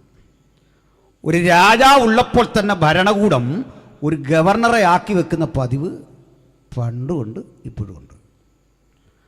ആ ഗവർണർ മദ്യപിക്കും, വേറെ ഗവർണർമാർ ഹാൻസ് വെക്കും. അത്രയും വ്യത്യാസമുള്ളൂ. പിടിയോ? ചെറിയ വ്യത്യാസമൊക്കെ ഉള്ളൂ. അന്നൊന്നും പണി ഏതാണ്ട് ഒരുപോലൊക്കെ ഉള്ള. അപ്പോൾ ഈ ഗവർണർ മദ്യപിച്ച് മതോന്മത്തനായി നിൽക്കുമ്പം അങ്ങേരുടെ മുമ്പിൽ യേശു എത്തി, നമ്മുടെ കർത്താവ്. പുള്ളി ഇങ്ങനെ ആകെപ്പാടെ ഒന്നാമത് ഈ ടെൻഷനൊക്കെ കയറി നിൽക്കുകയാണ്. അധികാരം പോകില്ല, അതിനാണ് യേശുവിനെ വിചാരണ ചെയ്യുന്നത്. ഈ വിചാരണ വേളയിലെ യേശുവിൻ്റെ വാക്കുകളുടെ ശക്തി എത്ര വലുതാണെന്ന് ഞാൻ അമ്പരന്ന് പോകാറുണ്ട്. യേശുവിനെ വിചാരണ ചെയ്തപ്പോൾ ചോദിക്കുന്ന ഒരു കരുത്തുറ്റ ചോദ്യം, നീ വന്ധ്യനായവൻ്റെ പുത്രനോ? ഇനിയും ഒരു ചോദ്യം, നീ രാജാവ് തന്നെയോ? ഇപ്പോൾ ദൈവപുത്രനോന്ന് ചോദിച്ചാൽ വലിയ കുറ്റമൊന്നുമില്ല. അത് യഹൂദന്മാരുടെ ആഭ്യന്തര വിഷയമാണ്. പുത്രനായാൽ ഇഷ്ടമുള്ളവർ അംഗീകരിക്കല്ല, അതൊരു പോകും. ഇത്രയും പറഞ്ഞാൽ കോടതി വിധി അങ്ങനെ അങ്ങ് തീർക്കാം. പക്ഷെ ചോദ്യം അവിടെയല്ല. നീ ജൂതന്മാരുടെ രാജാവെന്ന് പറഞ്ഞു, ഇതാ ചോദ്യം. ആണെന്ന് പറഞ്ഞ ശിക്ഷ ഉറപ്പാണ്. കാരണം അത് വിഘടനവാദമാണ്. വേറൊരു രാജ്യമുണ്ടാക്കാനുള്ള ശ്രമമാണ്. വലിയ ശിക്ഷ വരും. അത് സാമൂഹ്യമായി വലിയ തിന്മയാണ്. രാഷ്ട്രത്തിനെതിരെയുള്ള കുറ്റമാണ്. ഈ കുറ്റം വിചാരണ ചെയ്യാൻ അങ്ങോട്ടൊരു ചോദ്യം ചോദിക്കുമ്പോൾ ഉത്തരം പറയേണ്ടത് എങ്ങനെ? കർത്താവ് റോമക്കാരെ അട്ടിമറിച്ച് അവിടെ പിടിക്കാൻ ശ്രമിച്ച ആളാണോ? അല്ല. അങ്ങനെ പോയിട്ടൊരു സെൻറ്റർ അട്ടിമറിച്ച് പിടിക്കാൻ പോലും ഒരു ശ്രമവും നടത്താത്ത ആളിനെയാണ് റോമൻ ഭരണകൂടം അട്ടിമറിക്കാൻ ശ്രമിച്ചു എന്ന വിചാരണ നടത്തി കൊണ്ട് പ്രതിക്കൂട്ടി നിർത്തിയിരിക്കുക. അവിടെ പറഞ്ഞാൽ മതി. പീലാത്തോസിൻ്റെ ചോദ്യം, നീ രാജാവ് തന്നെയോ? മറുപടി ഞാൻ പറയണം, അച്ഛാ ഞാൻ രാജാവൊന്നുമല്ല. പിന്നെ ഒരു പ്രസംഗത്തിലൊരാവേശം വന്നപ്പോൾ ഞാൻ രാജാവെന്നൊക്കെ പറഞ്ഞിട്ടുണ്ട്. അത് മൂലഭാഷയെ രാജാവിന് എത്രയോ അർത്ഥമുണ്ട് അച്ഛാ. വീട്ടിലിരിക്കുമ്പോൾ എനിക്ക് ചിലപ്പോൾ രാജാവാന്നൊക്കെ തോന്നാറുണ്ട്. അത് ഞാനൊന്ന് പറഞ്ഞുപോയി. അച്ഛൻ തന്നെയാണ് രാജാവ്. ആ രാജകല കണ്ടില്ലേ, എന്തൊരു സുന്ദരമാണ് മുഖം. ഇത്രയും പറയുമ്പോഴേ പീലാത്തോസ് പറയും, ആ പൊക്കോളാൻ, കേസ് വന്നതിന് ഫൈനും അടിക്കും. കാരണം എൻ്റെ രാജ്യം ഐഹികമല്ലെന്ന് ഞാൻ 100 വട്ടം പ്രസംഗിച്ചിട്ടുണ്ട്. തെളിവിന് ആളുണ്ടേ. പക്ഷെ യേശു എന്ന വ്യക്തിത്വത്തിന് വാക്ക് പിൻവലിച്ചുകൂടാ. പറഞ്ഞാൽ പറഞ്ഞതാണ്. വിചാരണ കോടതിക്കുള്ളിൽ നിന്നുകൊണ്ട് പീലാത്തോസ് ചോദിക്കുന്ന ചോദ്യം, ഓ യേശുസ് നാസറിൻ, നസ്രായനായ യേശുവേ, ഓഹൈ നീ ബെസേലിയൂസ് യേശുസ്, നീ ബെസേലിയൂസ് ആണോ? നീ രാജാവാണോ? എന്തു പറയണം മറുപടി? ഏയ് അല്ല പീലാത്തോസേ. അവിടെ നിന്ന് യേശു പറഞ്ഞു, ഏയ് മീ പീലാത്തോസ്, ഞാനാകുന്നു. കോടതി മുറിക്കുള്ളിലെ ആ ചങ്കുറപ്പിൻ്റെ പേരാ ക്രിസ്തു. ആ കരുത്തിൻ്റെ പേരാ ക്രിസ്തു. ആ ധൈര്യത്തിൻ്റെ പേരാ ക്രിസ്തു. അടുത്ത നിമിഷം ക്രൂശ് ചുമക്കുമെന്ന് ഉത്തരവിടാൻ പോകുന്നവൻ്റെ വാക്കുകളെ ഭയമില്ലാതെ നെഞ്ചും നെറ്റിയും കാട്ടിക്കൊണ്ട് നിവരെ നിന്നവൻ്റെ ശക്തിയാ ഇന്ന് രാത്രി ഇവിടെ വ്യാപരിക്കുന്നെങ്കിൽ, ആ ഒരു ശക്തി ശരീരത്തിൽ വ്യാപരിച്ചാൽ രോഗം മാറും, ക്ഷീണം മാറും, പ്രതിസന്ധി മാറും. അതിജീവനത്തിന്റെ പുത്തൻ ബലത്തോടെ നാമും കൂടുതൽ കരുത്തരാകും. അതിന് പ്രായം തടസ്സമല്ല, ക്ഷീണം തടസ്സമല്ല, ഞെരുക്കം തടസ്സമല്ല, ഇല്ലായ്മകൾ തടസ്സമല്ല. എൻ്റെ ക്രിസ്തുവെന്നിൽ വാഴുന്നു, അവരിൽ ജീവിക്കുന്നു, അവിടുത്തെ ചൈതന്യം എന്നിൽ ആവസിക്കുന്നു എന്ന ബോധ്യമുണ്ടെങ്കിൽ നമ്മൾ അതിജീവിക്കും. ഈ നിർണായക ഘട്ടത്തിലാണ് ഈ ധൈര്യം വേണ്ടേ. ചില ആളുകളൊക്കെ ഈ ടൗണിൽ പോയി നല്ലപോലെ തല്ലി മേടിച്ച് കെട്ടിയിട്ട് വീട്ടിൽ വന്നിരുന്ന് ഭയങ്കര ചീത്ത കണ്ടിട്ടില്ലേ? ചില ആൾ വലിയ വഴക്കുണ്ടാകുന്ന പറഞ്ഞല്ലോ, എന്നെ പിടിക്കരുത് കേട്ടോ, എന്നെ പിടിക്കരുത്, എന്നെ പിടിക്കരുത്. ആരും പിടിച്ചിട്ടില്ല. നമ്മളീ പിടിച്ചേക്കുന്നുണ്ട് ആ പുള്ളി, ആരും പിടിച്ചിട്ടില്ല. നാട്ടിൽ ചെന്നതെല്ലാം മേടിച്ച് കെട്ടിയിട്ട് പറയുക, എന്നെ പിടിക്കരുത്. ചെല്ലു പറഞ്ഞോ, നിങ്ങളെ ഇന്നലെ എടുത്തിട്ട് കളിക്കുന്നുണ്ടല്ലോ, അതേ എൻ്റെ നടു ചെറുതായിട്ടൊന്ന് വെട്ടി, ഇല്ല ഞാൻ കാണിച്ചു കൊടുക്കായിരുന്നു. പെട്ടെന്ന് തന്നെ ഇവിടെ ഒരു മിന്നൽ പോലെ വന്നു. വലിയ അഭ്യാസിയൊക്കെ ചെയ്യുന്ന പരിപാടിയാണ്. നമ്മുടെ നാട്ടിൽ നിന്നൊരു അഭ്യാസി അച്ഛൻ പണ്ട് ഒരു നാടിനെ മുഴുവൻ വെല്ലുവിളിച്ച് അവിടെ ചെന്നു. അവരെല്ലാം കൂടെ എടുത്തിട്ടങ്ങ് പെരുക്കി. തല അത് പിന്നെ കുനിഞ്ഞിരിക്കുന്നു. തല കുനിഞ്ഞായിരിക്കുന്നെങ്കിൽ ഇപ്പോഴും നമ്മളെയൊക്കെ കണ്ടാൽ പുള്ളി വഴക്കുണ്ടാകുമ്പോൾ എന്തെങ്കിലും ചൂടാകും പറയും, എടാ ആണുങ്ങളെപ്പോലെ മുഖത്ത് നോക്കി സംസാരിക്കാൻ. നമുക്ക് മുഖത്ത് നോക്കണേ, പുള്ളിയുടെ മുമ്പിൽ ചെന്ന് കിടക്കണം. അച്ഛാ ഇത് ഞാനാന്ന് പറയണമെങ്കിൽ ആണത്തമുള്ളവൻ മുഖാമുഖം നിന്ന് സംസാരിക്കടാന്ന് അടിച്ച് പിരിക്കതാരാണ്ട്. എന്തെല്ലാം വിഷയങ്ങൾ. ഈ ലോക്കൽ ഗാനമേള നടന്ന സമയത്ത് രാജേഷ് പാസ്റ്ററെ എടുക്കാൻ വയ്യാത്തൊരു പണി ഒരുത്തൻ ഗാനമേളയ്ക്ക് പാടുക. പ്രസാദ് പാസ്റ്ററെ മധുമൊഴി രാധെ നിന്നെ തേടി എന്ന് പറഞ്ഞ് ഒരു നിപ്പ് നിന്നിട്ട് പെടലി വെട്ടിപ്പോയി. പിന്നെ തൊണ്ട് കൊണ്ടുവന്ന് ചവിട്ടി തിരുമുകാരൻ ചൂടാക്കി. പറ്റാത്ത പണിക്ക് ഇറങ്ങിക്കഴിഞ്ഞാൽ എന്തെല്ലാം വിഷയമാണ്. അല്ല മനസ്സിലാകുന്നുണ്ടോ? ശ്രദ്ധിക്ക്. ചിലക്ക് ലോക്കലിൽ ഭയങ്കര ധൈര്യമാണ്, കാര്യത്തോടെടുക്കുമ്പം ഭയങ്കര ഭയം. യേശു ലോക്കൽ ഇതെല്ലാം വരുമ്പോഴൊക്കെ തലങ്ങ് കൊണ്ടു. കിരീടമുണ്ടാക്കി തലയിൽ വെക്കാൻ വന്നു. 5 അപ്പം കൊടുത്തപ്പോൾ പറഞ്ഞു, നീ ആ രാജാവ്. പിടിച്ചവനെ രാജാവാക്കാൻ വന്നു. പറഞ്ഞു, അതൊന്നും വേണ്ട കളാ. കോടതിക്കകത്ത് എന്നപ്പോൾ ചോദിച്ചു, രാജാവാണോ? ഞാനാ രാജാവ്. അതാണ്ട് ഇവിടെ തെളിയേണ്ട കാര്യമാണ് രാജാവ് ആരാണെന്ന്. കോടതി എന്താണെന്ന് അറിയണം, എങ്കിലേ പിടികിട്ടുള്ളൂ. മനസ്സിലായോ? ഞങ്ങളൊക്കെ സമയം ഈ കോടതി എന്ന് പറഞ്ഞാൽ വീട് പോലെ ഇപ്പം കയറി അതിനുള്ള പണിയൊക്കെ നമ്മൾ ചെയ്യുന്നുണ്ടല്ലോ. ഇങ്ങനെ ഞാൻ ഈ വരുന്ന വഴിക്ക് വൈഫിനെ കാണിച്ചു കൊടുത്തു. ഞാൻ സ്ഥിരം വരുന്നൊരു സ്ഥലം കാണിച്ചു കൊടുത്തു. അപ്പോൾ എന്തിനാന്ന് പറയണ്ടേ, അവിടെ ചെന്ന് നിന്ന് അറിയാം എൻ്റെ സുഖം എന്താന്ന്. അല്ല, നിങ്ങൾക്ക് മനസ്സിലാകും. അതിനകത്താ നമ്മുടെ പുരട്ചി തലകറങ്ങി വീണ സ്ഥലമാണ്. പരേതനായ ബാലകൃഷ്ണപിള്ള സാറിൻ്റെ നടുവൊടിഞ്ഞ സ്ഥലം അവിടെ വീണ്. അടുത്ത കാലത്ത് നമ്മുടെ നാട്ടുകാരൻ്റെ ഒരാൾ ആശുപത്രി കയറി, ഒരാഴ്ച കഴിഞ്ഞ് ഇറങ്ങി. ഇതേ സ്ഥലം നിന്ന് വീമ്പിളക്കുമ്പോൾ സംഭവം ഭയങ്കര. പക്ഷേ കാര്യത്തോടെടുക്കണം, അവിടെ നിൽക്കണം. പഞ്ചപുച്ച അടക്കി ഇങ്ങനൊരു നിപ്പാണ്. അവിടെ യാതൊരു രക്ഷയില്ല. അങ്ങനെയാ കാര്യം. അത് വിവരമുള്ള മജിസ്ട്രേറ്റ് ഇരുന്നാലേ, പണി പഠിച്ച ജഡ്ജി ഇരുന്ന അങ്ങനെ. അല്ല, ഹൈക്കോടതി നീടക്കുരത്തിനെ പോക്കി ആ ടൈപ്പല്ല. മനസ്സിലായില്ലേ? ആ ടൈപ്പും ഉണ്ട്. പോട്ടെ. അപ്പോഴേ പീലാത്തോസിൻ്റെ കോടതിയിൽ അടിമതറാതെ നിന്ന ക്രിസ്തു ക്രൂശേറ്റെടുത്ത് മരിച്ചു. കാരണം ദൈവത്തിൻ്റെ ക്രിസ്തു മരിച്ചടക്കപ്പെട്ട് 3-ാം നാൾ ഉയർത്തെഴുന്നേൽക്കണം. ആ പ്രവൃത്തിക്ക് വന്നവൻ അങ്ങനെ മരിച്ച് അടക്കപ്പെട്ട് ഉയർത്തെഴുന്നേറ്റ് തിരുവഴുത്തിൻ്റെ ഭാഷയിൽ പറഞ്ഞാൽ 500-ലധികം പേർക്ക് പ്രത്യക്ഷനായി. തെളിയിച്ചു കൊടുത്തു. താൻ തന്നെ ക്രിസ്തു ബോധ്യപ്പെടുത്തി കൊടുത്തു. അങ്ങനെ ക്രൈസ്തവ സഭ ഇത്രയും വളർന്നത്. മനസ്സിലായോ? നമുക്കിത് മനസ്സിലാകാത്ത ഇതൊക്കെ പറഞ്ഞ് നമ്മളെ സ്നാനപ്പെടുത്തുന്നെങ്കിലും ആ സ്നാനവാചകം വല്ലാതെ അങ്ങ് നീണ്ടുപോയി. സംഗതിയൊക്കെ കൊള്ളാം. സായിപ്പ് വളരെ ചുരുക്കമായിട്ട് ചോദിക്കുള്ളൂ, why do you want to be baptise?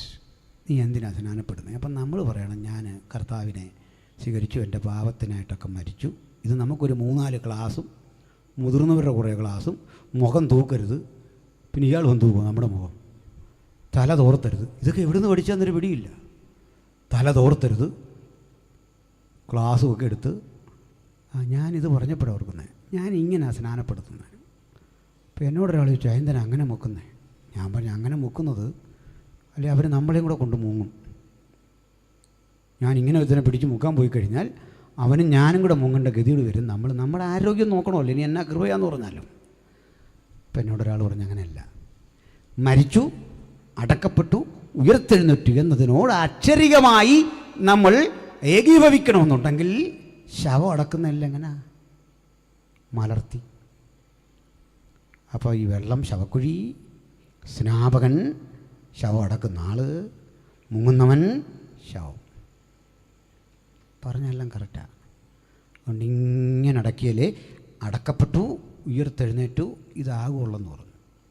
അപ്പം ഞാൻ ചോദിച്ചു, അതൊക്കെ ശരിയാണെങ്കിലും ഇതേത് നാട്ടിലാണ് ഈ ശവക്കുഴിക്കകത്ത് ഇറങ്ങി നിന്ന് കുഴിച്ചിടുന്നത്? ശവക്കുഴിക്കകത്തേ ഇറങ്ങി നിന്നുള്ള ശവടക്കം അതെവിടാ? നിങ്ങളൊന്ന് നന്നാകുകയല്ല ബ്രദറെ എന്ന് പറഞ്ഞു. പോട്ടെ.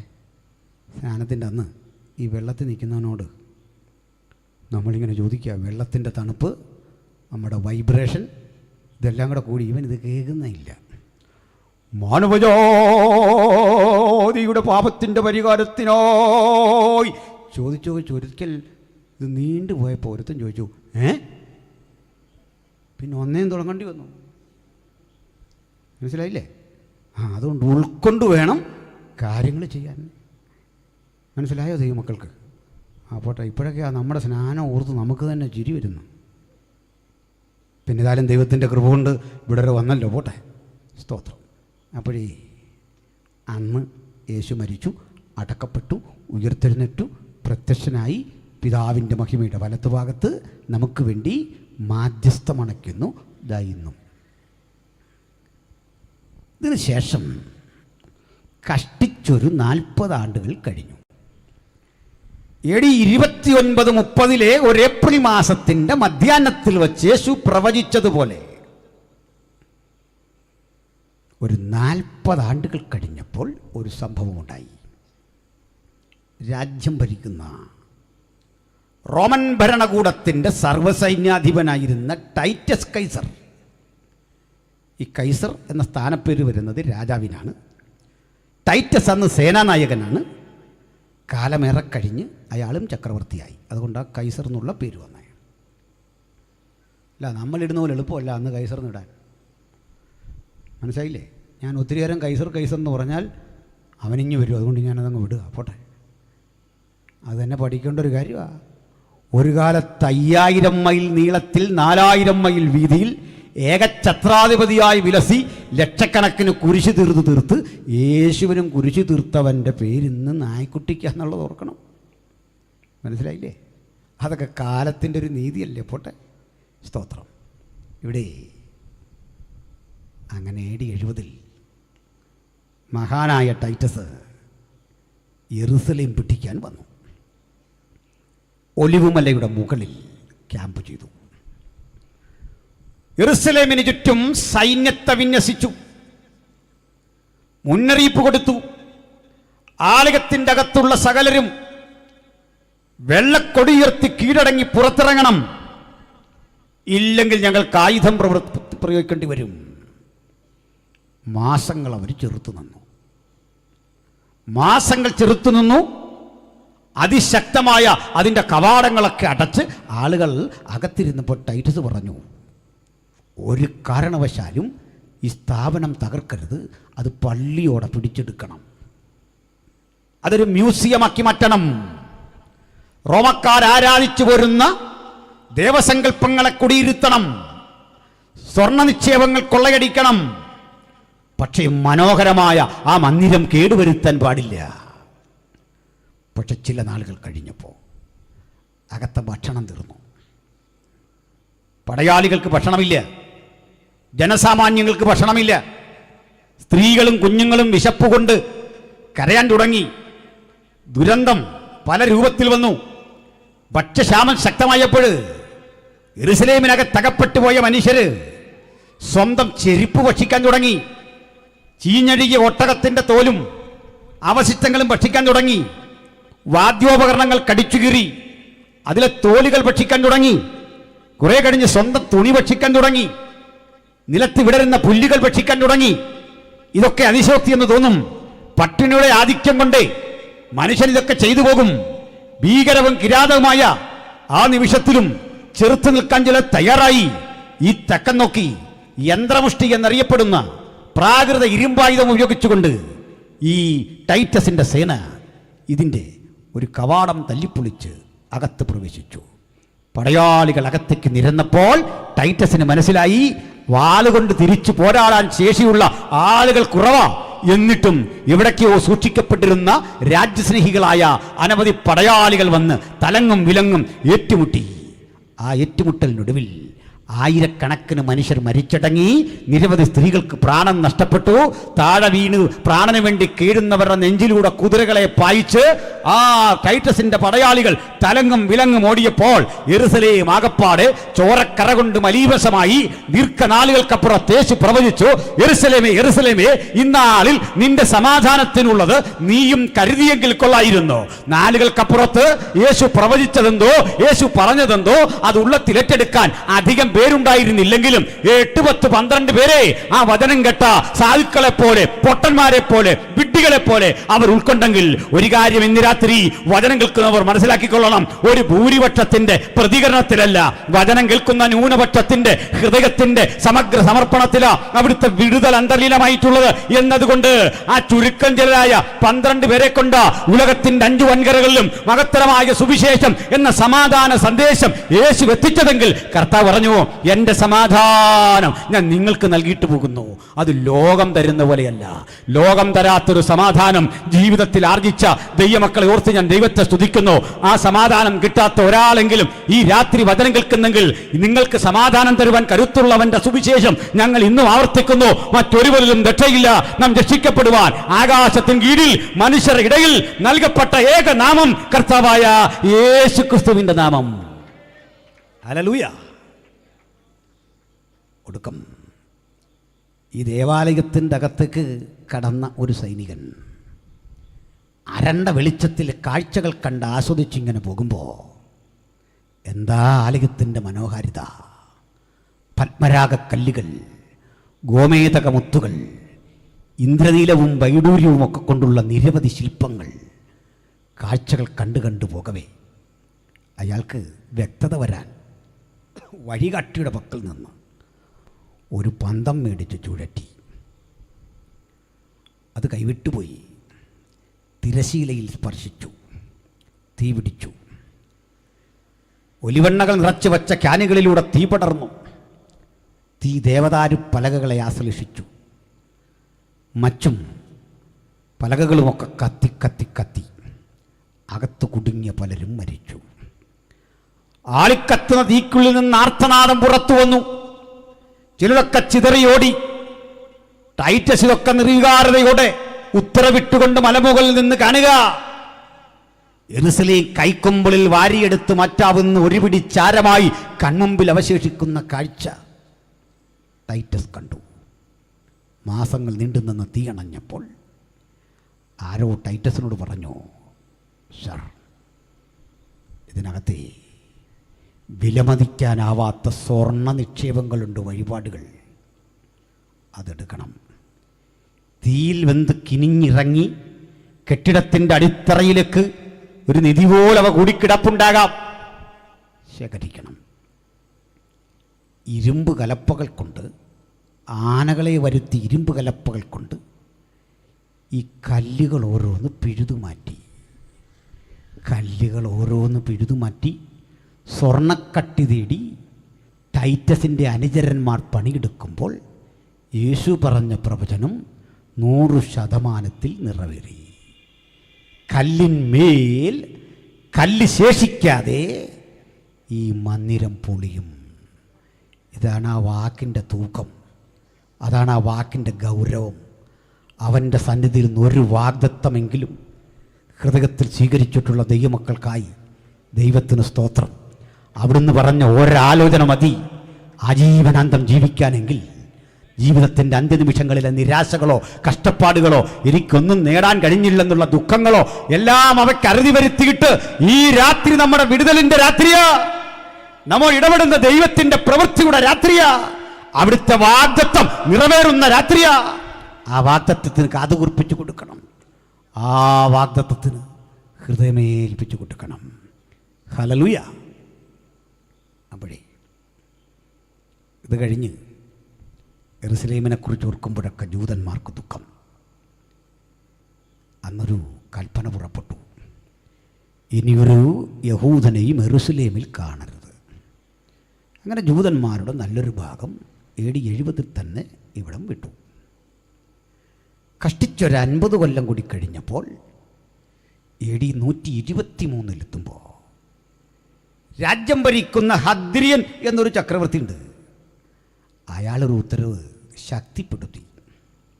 യെരുശലേമിലെന്നല്ല, പാലസ്തീനിയായുടെ 120 മൈൽ ചുറ്റളവിലെവിടെയും ഒരൊറ്റ യഹൂദനെ കാണാൻ പാടില്ല. പോകൊള്ളാൻ വൈപ്പ് ഔട്ട് ചെയ്തു, തുടച്ച് നീക്കി യഹൂദനെ. ഇനിയേ ഈ സ്ഥലത്തിന് പാലസ്തീൻ എന്ന പേര് വന്നത് എങ്ങനെയാണെന്ന് കൂടി പറയാം. സത്യത്തിൽ അങ്ങനെ ഒരു പേര് വരേണ്ട കാര്യമില്ല. ഈ പാലസ്തീൻ എന്ന പേര് ഇടാൻ കാരണം ധാരാളം രാജ്യങ്ങളെ വെട്ടിപ്പിടിച്ച് ബ്രിട്ടീഷ് ഇന്ത്യയിൽ നമ്മൾ കഴിഞ്ഞതുപോലെ ബ്രിട്ടീഷുകാർ ചെയ്തതുപോലെ ലോകത്തിലെ മിക്ക സ്ഥലങ്ങളും വെട്ടിപ്പിടിച്ച് കാൽക്കീഴാക്കിയ റോമക്കാർക്ക് യഹൂദന്മാരോട് വല്ലാത്ത വിരോധമായിരുന്നു. അതുകൊണ്ട് അവരുടെ രാജ്യത്തെയും ജനതയെയും അവരുടെ സംസ്കാരത്തെയും അവഹേളിക്കാൻ ഈ കക്ഷികൾ ഒരു പേരിട്ടു. എന്താ കിട്ടിയ പേരെന്നറിയണ്ടേ? തങ്ങളുടെ ശത്രുക്കളായ ഫെലിസ്ത്യരുടെ പേരിട്ട് ഒരു ലാൻഡിനെ വിളിച്ചു. ദ ലാൻഡ് ഓഫ് ഫിലിസ്ത്യൻസ് എന്നർത്ഥത്തിൽ പാലസ്തീൻ. അതാ ഇന്നീ കേൾക്കുന്ന പേര് TV വന്ന് അന്തിച്ചർച്ചയ്ക്ക് ഇരിക്കുന്ന കക്ഷികൾക്ക് ഇത് വല്ലതും പിടികിട്ടു? അല്ലെങ്കിൽ താങ്കളൊന്ന് പറയുന്നത് എവിടുന്നാണ് വന്നേ? അല്ലെ നിങ്ങൾ പറ പാലസ്തീൻ എന്നുള്ള പേരെങ്ങനെ ഉണ്ടായി? റോമക്കാരിട്ട പേരാ. അതുകൊണ്ട് പുതിയ നിയമത്തിലേത് കാണൂ, പഴയ നിയമത്തിൽ പാലസ്തീൻ ഇല്ല. മനസ്സിലായില്ലേ? അങ്ങനെ ഇസ്രയേൽ എന്ന് വിളിക്കുന്നുണ്ട്. രാജ്യത്തിൻ്റെ പേരെന്തായി? പാലസ്തീൻ. ഇനി AD 70 ആരംഭിച്ച് 123 ലോകത്തിൻ്റെ പലയിടങ്ങളിലേക്ക് ജൂതന്മാർ ചിതറി. യഹൂദനില്ലാത്ത ഒരു രാഷ്ട്രമായി ഇസ്രയേൽ മാറി. ചിതറിയ ജൂതനൊരു പ്രത്യേകത ഉണ്ട്. അവൻ ലോകത്തെവിടെ പോയാലും ബഹുഭൂരിപക്ഷം എടുത്ത ആളുകൾ അവരുടെ സംസ്കാരം സൂക്ഷിക്കും, ഭാഷ സൂക്ഷിക്കും, ആഹാര രീതികൾ സൂക്ഷിക്കും, മതദർശനങ്ങളും മതകൃതികളും സൂക്ഷിക്കും. നമ്മളിവിടെ അങ്ങനെ പെട്ടെന്ന് ഇടപഴകുകയില്ല. ഇടപഴകി നൂർത്ത് കേസും പഴക്കമൊന്നുമില്ല. എല്ലാവരും കൊല്ലാനൊന്നും പോയാൽ പോയി, അത്രേ ഉള്ളൂ. എല്ലാ പുറകെ ഇന്ന് തല വെട്ടുക, ഈ പണിയൊന്നുമില്ല. അവൻ പോയി, അത്രേ ഉള്ളൂ. ഇന്നും ഒരു ജൂത പെൺകുട്ടിയെ മുണ്ടക്കയത്തുനിന്ന് ഒരാൾ കല്യാണം കഴിച്ചു നോർത്ത് അവിടെ നിന്ന് ആരും ഇളകി വരികയല്ല. അവൾ പോയാൽ പോയി, അത്രേ ഉള്ളൂ. മനസ്സിലായോ? അവരൊരാൾ നിരീശ്വരനായിപ്പോയി, അവൻ്റെ കാര്യം പോട്ടെ, അല്ല, അവിടെ വിഷയമൊന്നുമില്ല. വ്യക്തി സ്വാതന്ത്ര്യം ഭയങ്കരമാണ്. അത് ഞാൻ ക്രമേണ പറയാം. ഇങ്ങനെ ചിതറിപ്പോയ ജൂതൻ്റെ ചരിത്രത്തിന് ഏതാണ്ട് 1900 വർഷങ്ങളുടെ പഴക്കമുണ്ട്. ചിതറി നാടിൻ്റെ പലയിടങ്ങളിലേക്ക് പോയ ജൂതൻ പോയ സ്ഥലങ്ങളിലെല്ലാം വലിയ സമ്പന്നനായി മാറി. അനേക നാളുകൾക്കൊണ്ടാണ്. ഇന്ന് ലോകത്തിൽ ഏറ്റവും സമ്പന്നമായ കമ്പനികളൊക്കെ അവൻ്റെയാണ്. ഏറ്റവും ശക്തമായ സ്ഥാപനങ്ങൾ അവൻ്റെയാണ്.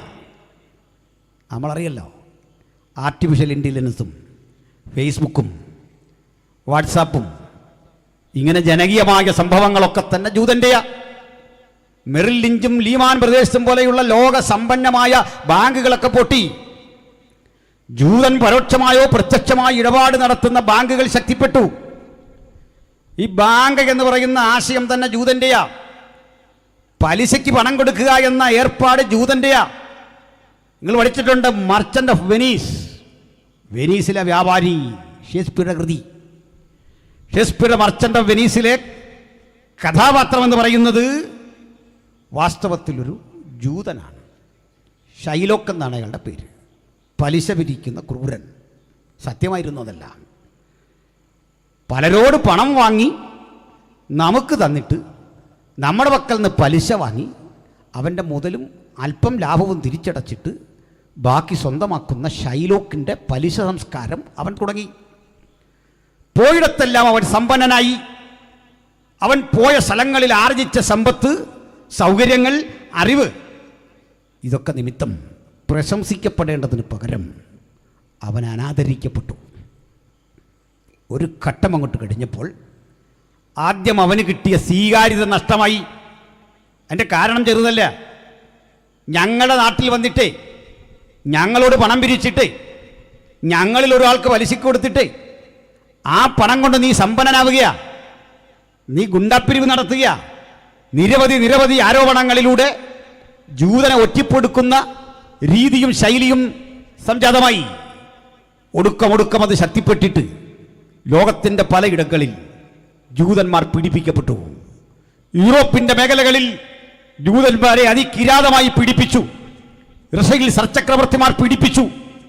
അങ്ങനെ പോയ സ്ഥലങ്ങളിൽ ഇറ്റലിയിൽ മുസോളിനി, ജർമ്മനിയിൽ ഹിറ്റ്ലർ, ലോകത്തിൻ്റെ പലയിടങ്ങളിൽ ദാരുണമായ യഹൂദ പീഡകൾ നടന്നു. ആ പീഡകളുടെ ചരിത്രം പലതും ഒരു പൊതുജനസമക്ഷം വിവരിച്ചുകൂടാ. അതിന് ചില ചരിത്രപരമായ കാരണങ്ങളുണ്ട്. എന്താണ് ആ കാരണം? അതിൽ ചില കാരണങ്ങൾ ഞാനൊന്ന് സൂചിപ്പിക്കാം. ജൂതന്മാരുടെ ചെയ്തികളും പ്രവൃത്തികളും സത്യദൈവത്തെ വിട്ട്, വചനത്തിൻ്റെ പരിധി വിട്ട് തെറ്റായ നിലയിലേക്ക് പോകുമ്പോൾ, ഇടക്കിടക്ക് ബാൽദേവനെ സേവിക്കുമ്പോൾ, സത്യദൈവ നമസ്കാരം വിട്ട് അനീതിയുടെ വഴിയിലൂടെ പോകുമ്പോൾ പ്രവാചകൻ പറഞ്ഞു, നീ ഈ പുസ്തകത്തിലെ വചനം വിട്ട് ഇടത്തോട്ടോ വലത്തോട്ടോ മാറരുത്.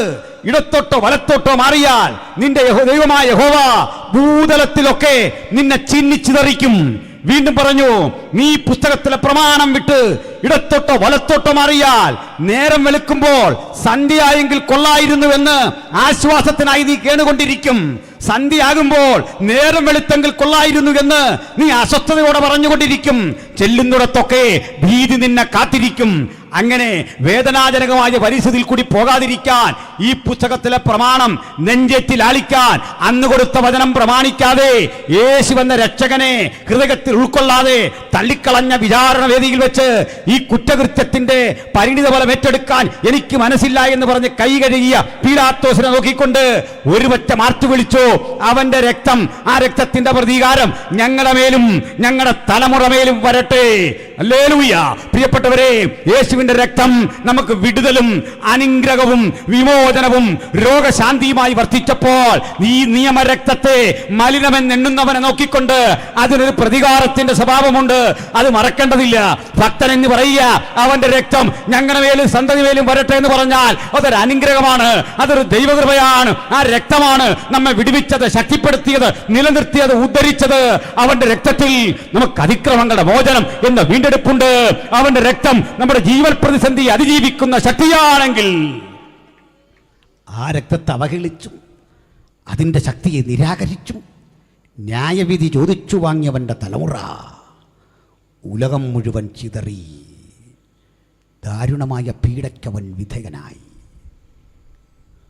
അങ്ങനെ പീഡ ശക്തിപ്പെട്ടു. ഹിറ്റ്ലറുമൊക്കെ പീഡിപ്പിച്ചു. ഞാൻ സമയക്രമമനുസരിച്ച് അത് പറയാം. ഇതെല്ലാം പറയുമ്പോൾ അവനെ പീഡിപ്പിക്കാത്ത ചില രാജ്യങ്ങളുണ്ടായിരുന്നു. മിക്കവാറും അമേരിക്ക പോലെയൊക്കെയുള്ള പാശ്ചാത്യ രാജ്യങ്ങൾ അവനെ ഉൾക്കൊണ്ടു. അവനെ പീഡിപ്പിക്കാത്ത മറ്റൊരു രാജ്യമുണ്ട്, പറയാമോ? ഇന്ത്യ എന്ന് പറഞ്ഞാൽ ഞാൻ സമ്മതിക്കുകയില്ല. സാറേ, 1885 മുമ്പൊന്നും ഇന്ത്യ ഇല്ലയെന്ന് നമുക്ക് കേരളമെന്നങ്ങ് പറഞ്ഞാൽ മതി. മനസ്സിലായോ? അത്രയും സൗജന്യമൊന്നും വെച്ചെടുക്കണ്ട. നമ്മുടെ ആനുകൂല്യം പറ്റി, അതിന് പരിധിയുണ്ട്. പിടികിട്ടിയോ? നമ്മളീ പഠിച്ച ചരിത്രം പകുതിയും തെറ്റാ. ചേര ചോള സാമ്രാജ്യം, നല്ലപോലെ ഒരു കുതിരയ്ക്ക് ഓടാൻ സ്ഥലമില്ല, അവിടെ സാമ്രാജ്യം. കേരളത്തിൽ സാമ്രാജ്യം ഉണ്ടായിരുന്നു. എന്തൊരു തമാശ! ഒരു സാമ്രാജ്യം എന്നൊക്കെ പറഞ്ഞ് എന്താ നീ മനസ്സിലാക്കിയിരിക്കുന്നത്? ഇട്ടാവട്ടത്തിനാണോ സാമ്രാജ്യം? അന്നത്തെയൊക്കെ രാജാക്കന്മാരുടെ അവസ്ഥ ഞാൻ അടുത്ത കാലത്ത് 1-2 വീഡിയോയിൽ പറയുന്നുണ്ട്. നമ്മളീ പണ്ട് രാജാവെന്നൊക്കെ വിളിച്ചവൻ്റെ വസ്ത്രധാരണം കണ്ടാൽ തന്നെ മനസ്സിലായി എന്തോ ഒരു ദാരിദ്ര്യമായിരുന്നു അവന്. മനസ്സിലായോ? വലിയ ദാരിദ്ര്യമായിരുന്നു. ഞാനും ഒരു സുഹൃത്തും കൂടെ തിരുവനന്തപുരം പോവാൻ നേരം ഉണ്ടായിരുന്നുകൊണ്ട് ആ പോകുമ്പോൾ ഒരു കൊട്ടാരം കാണാൻ വേണ്ടി കയറി. അപ്പം എന്നാൽ അവധിയാണ്, കാവൽക്കാരൻ വഴി നിൽപ്പുണ്ട്. അപ്പം ഞങ്ങളിത് പറഞ്ഞിട്ടൊന്നും പുള്ളി പറയാൻ നടക്കുകയില്ല. അവസാനം ഞാൻ പുള്ളിയെ കാണേണ്ട രീതിയിലൊന്ന് കണ്ടപ്പോൾ ചോദിക്കുക, സാറിൻ്റെ വീട് എവിടെ? വാ, അങ്ങനെയൊന്നും പുള്ളി ഓരോന്നിങ്ങനെ വിശദീകരിച്ച് തരിക. അപ്പോൾ എനിക്കിതേപ്പറ്റിയൊക്കെ അറിയണമെന്നുണ്ട്. ഇതാരോട് ചോദിക്കാൻ ആ ഗൈഡും ഇല്ല. അപ്പോൾ പറയാം, വെയിറ്റ് ചെയ്യ്, അമ്മ മഹാറാണി ഇപ്പോൾ വരും. ഞാൻ അമ്മ മഹാറാണിയെ കാണാൻ നിൽക്കുമ്പോൾ ഉണ്ട് കീറിയ നൈറ്റി ഇട്ടൊരു സഹോദരി ഇറങ്ങി വരുന്നു, അമ്മ മഹാറാണി. എന്നിട്ട് ഇയാൾ എന്നോട് പറയുക, ഉണർത്തിച്ചോളൂ ഉണർത്തിച്ചോളൂ, സങ്കടം ഉണർത്തിച്ചോളൂ. ഞാൻ കുറച്ചുപേരെ ഇങ്ങനെ മൗനമായിട്ട് നിന്നു. കാരണം ഒത്തിരി അവിടെ നിന്ന് അവരവരുടെ സങ്കടം എന്നോട് ഉണർത്തിക്കും, പരുവക്കേടാവും. ഞാൻ തിരിയാൻ നേരം പറയാം, എന്നോട് പുള്ളി പറയാം, ഭാഗ്യവാൻ. ഞാൻ ചെന്നാ യുവരാജാവ് വരുന്നുണ്ടെന്ന്. ഞാൻ നോക്കുമ്പോൾ ഒരു സഹോദരൻ കയറി വരുന്നു, വെറുമുടായി വിട്ടു. അപ്പം ഇവർ ഈ ദാരിദ്ര്യവും കഷ്ടപ്പാടും ഒക്കെ കണ്ട് ഞാൻ ലാസ്റ്റ് ചോദിച്ചു, എങ്ങനെയാണ് നിങ്ങളുടെ കാര്യമൊക്കെ? അതൊരു പെൻഷനൊക്കെ കിട്ടും. അപ്പോൾ ഈ സെക്യൂരിറ്റി പറയാം, മാത്രമല്ല അല്ല, ഒന്നാന്തരം ജോലിക്കാരനാണ്. എന്താണെന്ന് ചോദിച്ചാൽ പറയാം, പ്ലംബിങ് ആ പണിയെന്ന്. അടുത്ത് തമ്പുരാനെ, ഒരു കാലത്ത് ഈ നാട് മുഴുവൻ അടക്കി ഭരിച്ച് തിരുവായ്ക്ക് എതിർവായി ഇല്ലാത്തവനായിരുന്നു. അതിൻ്റെ കൊച്ചുമോനായി നിൽക്കുന്നത് നേരെ നിൽക്കാൻ. ഇന്ന് വല്ലവൻ്റെയും കക്കൂസിൻ്റെ പൈപ്പ് പൊട്ടിയെങ്കിലേ അവന് ജീവിക്കാൻ പറ്റൂ. കാലം കരുതി വെച്ച അതൊക്കെ അല്ലേ. പിന്നെ ഇതിപ്പം ഞാൻ വാർത്തയൊക്കെ വായിക്കുമ്പോൾ അമ്പരന്ന് പോയ വാർത്തയാണ്, മഹാറാണി നാട് നീങ്ങി. എടോ, ഇന്ത്യൻ ഭരണഘടന നിയമം മൂലം നിരോധിച്ച പദമാണ് ഇതൊക്കെ. റാണിയെന്നും രാജാവെന്നൊന്നും ഇനി ആരെയും വിളിക്കാൻ പാടില്ലെന്ന് ഭരണഘടന വായിച്ചു നോക്ക്. പത്രക്കാരൻ ഇതൊന്നും വായിക്കില്ലെന്ന് തോന്നുന്നു. പിടികിട്ടിയോ? ഞാൻ അടൂർ കൺവെൻഷന് പോവാ. അടൂർ കൺവെൻഷന് മുമ്പ് എൻ്റെ സ്നേഹിതൻ 2-3 കൊല്ലം മുമ്പാണ് എന്നെ വിളിച്ചു. ഞാൻ ട്രാഫിക്കിൽ പെട്ടുപോയി. എവിടെയാണെന്ന് ചോദിച്ചു. ഞാൻ പറഞ്ഞു, ഞാൻ ശശിയുടെ വീടിൻ്റെ ഫ്രണ്ടിലുണ്ട്. വിളിച്ചു, ശശിയോ? ഞാൻ പറഞ്ഞു, അതെ. ചോദിച്ചു കേട്ടോ പറഞ്ഞു, ഈ നാട് ഭരിക്കുന്ന രാജാവിൻ്റെ പേരാ ശശി. മനസ്സിലായില്ലേ? ആ, ഇവിടെ സ്വാതന്ത്ര്യാനന്തര ഇന്ത്യയിൽ ഇങ്ങനെ വെറും ശശിയാ. കാരണം പ്രജയല്ല, നമ്മൾ പൗരനാകും. സംഗതി മനസ്സിലായില്ലേ? ഭരണഘടന നിയമം മൂലം നിരോധിച്ചു ഇത്തരം ടൈറ്റിൽ. രാജാവ്, രാജ്ഞി, ഇതിലിങ്ങനെ പറഞ്ഞു കിടക്കാന്നുള്ളൂ. രാജാവാണെന്നൊക്കെ. ഇത്തരം ചെറിയ ചെറിയ നാടുകൾ ഭരിച്ച നാടുവാഴികളുണ്ടായിരുന്നു പണ്ട്. അവരുടെ ഗതികേട് കാരണം ഞാനൊന്ന് പറഞ്ഞ് മനസ്സിലാക്കാം. തിരുവിതാംകൂർ, കൊച്ചി, അങ്ങ് മലബാർ. ഈ കൊച്ചിക്ക് പറയുന്ന പേരാണ് പെരുമ്പടപ്പ് സ്വരൂപം. ഈ പെരുമ്പടപ്പ് സ്വരൂപം ഭരിച്ച രാജാവിൻ്റെ കൊട്ടാരം ഓലയായിരുന്നു. ഈ ഓലമേഞ്ഞ കൊട്ടാരത്തിന് ഓടിടണമെന്നുണ്ടെങ്കിൽ കൊച്ചി രാജാവിൻ്റെ അനുമതി മേടിക്കണം. കാശില്ലാഞ്ഞിട്ടല്ല, പുള്ളി പറയാം, ആ ഓടിട്ടോ. എൻ്റെ അർത്ഥം ഇയാളോളം വലിയ ആളാകരുതെന്ന്. അതിനാ ഇത്തരം കക്ഷികൾ ഭരിച്ച സ്ഥലമാണ് കേരളം. മനസ്സിലായില്ലേ? ഈ കൊച്ചു കൊച്ചു കൊച്ചു നാട്ടുരാജ്യങ്ങൾ. ഞാനത് കാണുമ്പോൾ ഓർക്കാറുണ്ട്, നമ്മുടെ ഒരു സെൻറ്ററിൻ്റെ പോലും കപ്പാസിറ്റി ഇല്ല. അതിലും എത്രയും മാന്യമായിട്ട് നമ്മുടെ സെൻട്രൽ പാസ് കഴിയുന്നത്. മനസ്സിലാകുന്നില്ലേ? അതിലും എത്രയോ അധികാരം അദ്ദേഹത്തിനുള്ളത്. ശരിയല്ലേ ഞാൻ പറഞ്ഞേ? തല കുലുക്കാൻ പാടാ, എനിക്ക് മനസ്സിലായി. പോട്ടെ. അപ്പോൾ കൊച്ചി രാജ്യം പെരുമ്പടപ്പ് സ്വരൂപം. അപ്പോൾ ഇങ്ങനെയുള്ള കൊച്ചു കൊച്ചു കൊച്ചു സ്ഥലങ്ങൾ, അതിന് കീഴിൽ ഒത്തിരി രാജ്യങ്ങളുണ്ട്. എഴുമറ്റൂർ ഒരു രാജ്യം. ഇപ്പോൾ നമുക്ക് എഴുമറ്റൂർ ഒരു സെൻറ്ററാണ്. അങ്ങനെയാ കാര്യം. ഇങ്ങനെ കൊച്ചു കൊച്ചു രാജ്യങ്ങൾ. ഇതിനകത്തൊരു രാജ്യം, നമ്മുടെ കൊടുങ്ങല്ലൂരും കൊച്ചിയിലുമൊക്കെ ജൂതന്മാർ വന്നു. ചേരവൻ പെരുമാളെന്ന് പറയുന്നൊരു രാജാവ് അദ്ദേഹത്തെ സ്വീകരിച്ചിട്ട് 72 പദവികൾ കൊടുത്തു. 72 പദവി എന്നൊക്കെ കേട്ടാൽ അവിടെ ആ ചേപ്പേടിൽ എഴുതി വെച്ചിട്ടുണ്ട്. ചെമ്പ് കൊണ്ടുള്ള തകിടിൽ പുള്ളിക്ക് കൊടുത്ത കാര്യങ്ങളെല്ലാം എഴുതി വെച്ചിട്ടുണ്ട്. എന്തൊക്കെയാണ് കൊടുത്തത് സംഗതി കേട്ടാൽ നമ്മളായിട്ട് അവർക്ക് ഭയങ്കര സംഭവം ഇത്രേ ഉള്ളൂ. നിങ്ങൾക്ക് വഴി കൂടെ നടക്കുമ്പോൾ തലപ്പാവ് ധരിക്കാം, വീട്ടിൽ കല്യാണം നടക്കുമ്പോൾ കുരവയിടാം, നിങ്ങൾക്ക് ചെണ്ടയടിക്കാം, നിങ്ങൾക്ക് ഇടംപിരി വലംപിരി ശംഖ് ധരിക്കാം. ഇങ്ങനെ കുറേ സാധനങ്ങളാണ്. ഈ ചിന്തിക്കടയിൽ കിട്ടുന്ന സാധനമൊക്കെ മേടിച്ച് ദേഹത്തിടാമെന്നാണ് ഈ ചേപ്പേടിനകത്ത് എഴുതി വെച്ചിരിക്കുന്നത്. മനസ്സിലായില്ലേ? ഫുട്പാത്തിൽ കിട്ടുന്ന സാധനമൊക്കെ മേടിച്ച് നിങ്ങൾക്ക് വീട്ടിൽ വെക്കാം. ഇതാ ഈ പദവി കിട്ടി, ഈ പദവി കിട്ടി എന്നൊക്കെ പറഞ്ഞാൽ ചില ആളുകൾ ഇങ്ങനെ സംസാരിച്ചിരിക്കുക. പദവി എന്തോ പദവിയാണ് ചങ്ങാതി ഇത്. അപ്പോൾ ഇത് കേൾക്കുമ്പോൾ ഓർക്കണം, പണ്ട് ഇതിനൊന്നും കഴിയാത്ത കാലം ഉണ്ടായിരുന്നു കേട്ടോ. കേസായിരുന്നു ഇതൊക്കെ. ആവശ്യമില്ലാത്തവൻ ചെയ്താൽ. ഞാൻ കഴിഞ്ഞ രാത്രി പറഞ്ഞാണ്. ചില കാര്യങ്ങളൊക്കെ വീഡിയോ പറഞ്ഞ് കിടപ്പുണ്ട്. നേരമില്ലാത്തതുകൊണ്ടും എസ്കറ്റോളജി ആയതുകൊണ്ടും നമുക്ക് ആ വഴി പോകാൻ വയ്യ. പോട്ടെ. അപ്പോഴേ ജൂതന്മാരിവിടെ വന്നു. ജൂതന്മാർ വരുമ്പം അവരെ സ്വീകരിച്ചു. അവർക്ക് സ്ഥലമൊക്കെ കൊടുത്തു. ചില പുള്ളികൾ പറഞ്ഞ് ഇംഗ്ലീഷുകാർ വന്നപ്പോൾ, ബ്രിട്ടീഷുകാർ വന്നപ്പോൾ, ജൂതന്മാർ വന്നപ്പോൾ, ക്രിസ്ത്യാനികൾ വന്നപ്പോൾ, മുസ്ലിങ്ങൾ വന്നപ്പോൾ, സകലരും വന്നപ്പോൾ ഞങ്ങൾ സ്വീകരിച്ചു. ഭയങ്കര ഔദാര്യമായിപ്പോയി. ഇത് എങ്ങനെയാണ് സ്വീകരിച്ചില്ലേ? കച്ചവടത്തിന് അവരെ വിളിക്കുക ഇങ്ങോട്ട്. അങ്ങോട്ടും ഇങ്ങോട്ടും കൊണ്ടും കൊടുത്ത് പോവും. അല്ലാതെ നമ്മുടെ ആരുടെയും സന്തോഷത്തിനല്ല, രാജാവിൻ്റെ സന്തോഷത്തിനായി സ്വീകരിക്കുന്നത്. അതൊക്കെ കച്ചവടം നടത്തണം. അതിനാ ഇന്ത്യയിലെ ഏത് രാജാവാണ് മാനം മര്യാദയ്ക്ക് രാജ്യം ഭരിച്ചെന്ന് പറഞ്ഞാൽ കൊള്ളാം. ജനാധിപത്യത്തെയും മനുഷ്യാവകാശങ്ങളെയും ബഹുമാനിച്ച് ഭരിച്ച രാജാവിൻ്റെ പേരെന്ന് പറ. ഒരുത്തനുമില്ല. ജനാധിപത്യം വന്നപ്പോഴാണ് മനുഷ്യന് ബോധവും വിവേകമൊക്കെ ഉണ്ടായത്. അങ്ങനെ ആ വിദ്യാഭ്യാസ സാർവത്രികമായത്. പോട്ടെ. അപ്പോൾ ജൂതന്മാരെ ഇവിടെ ഉൾക്കൊണ്ടു. നിങ്ങൾ താമസിച്ചോളാൻ പറഞ്ഞു. അവർക്ക് കൊടുത്ത സ്ഥലം. അതിന് മുമ്പ് ക്രിസ്ത്യാനികളുണ്ടായിരുന്നു. ക്രിസ്ത്യാനികൾ ഏതാണ്ട് അതേ കാലത്തൊക്കെ വരുമ്പോൾ ആ കൂടെ ഒരു ക്രൈസ്തവ പ്രമാണിയായ മാത്തനുണ്ടായിരുന്നു. മാത്തൻ കച്ചവടം ചെയ്യുന്ന ഒരു ഏരിയയ്ക്ക് പേരിട്ടു മാത്തൻ്റെ പേരിൽ പതിച്ചു കൊടുത്ത ചേരി, മാത്തൻ ചേരി.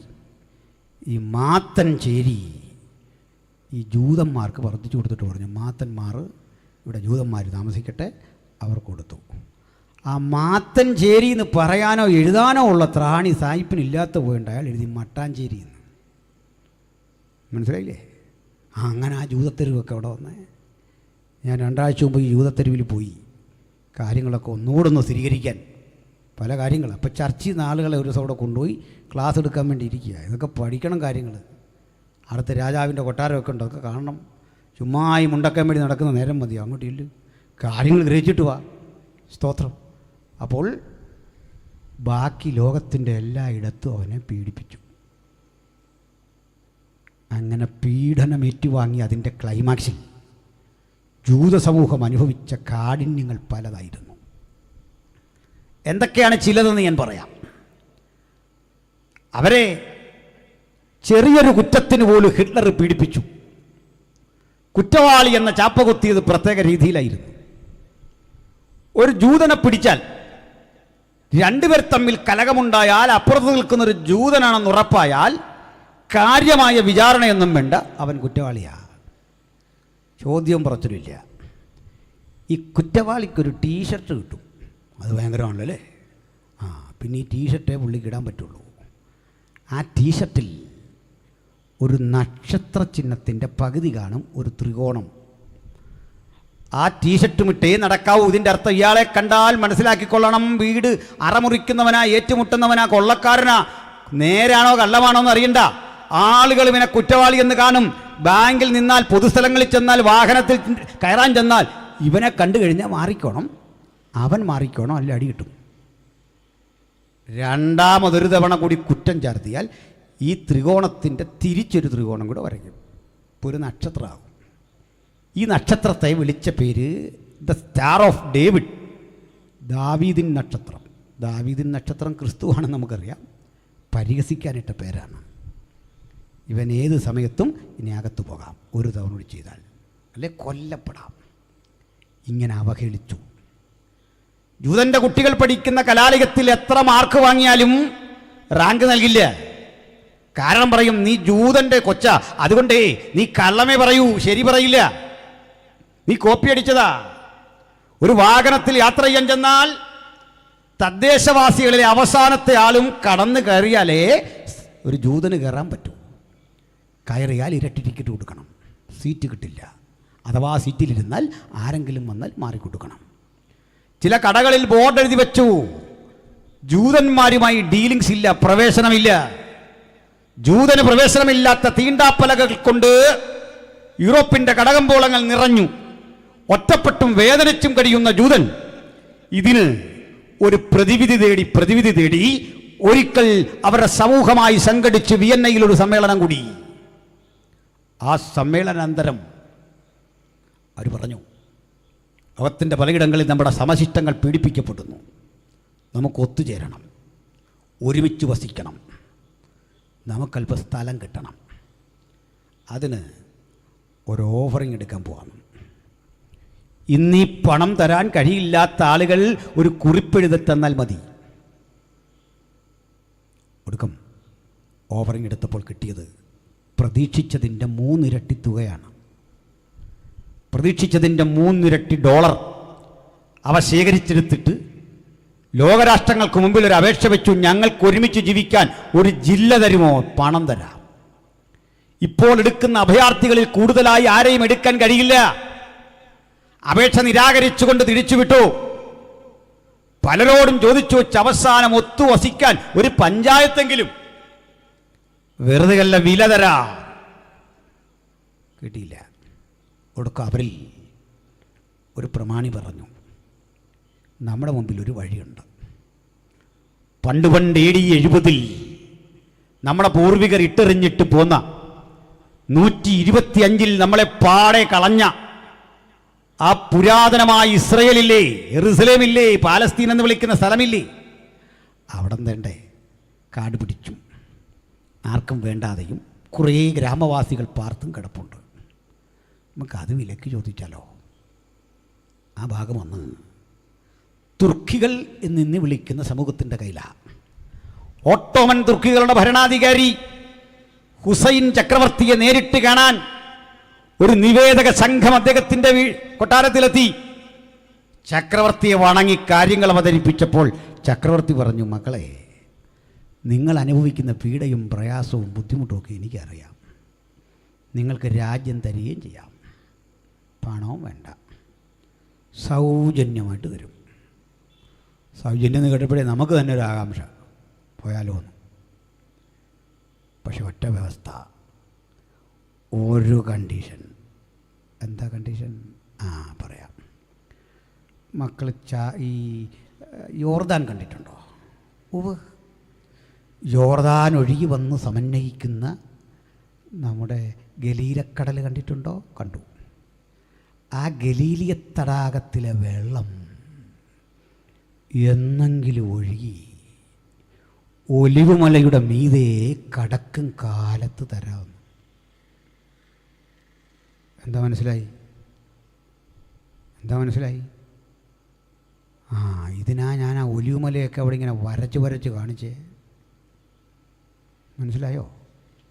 ഒലിവുമല എന്ന് ഞാൻ പറയുമ്പോൾ കുഞ്ഞുട്ടിച്ചാൻ ഉറക്കമായിരുന്നു. ഞാൻ ഇതിനു വേണ്ടി അവിടെ കഷ്ടപ്പെട്ട് ഒലിവുമല എന്ന് 150 തവണ പറഞ്ഞു. ഉണർന്ന് വന്നപ്പോഴേക്ക് സമയം പോയി. ഈ വെള്ളം ഇതിൻ്റെ മുകളിൽ കയറുമോ എന്നുള്ള തർക്കം. ആട്ടെ, ഈ 10-700 അടി ഉയരത്തിൽ നിൽക്കുന്ന ഒലിവുമലയിലേക്ക് ഈ വെള്ളം ഒഴുകി കയറുമോ?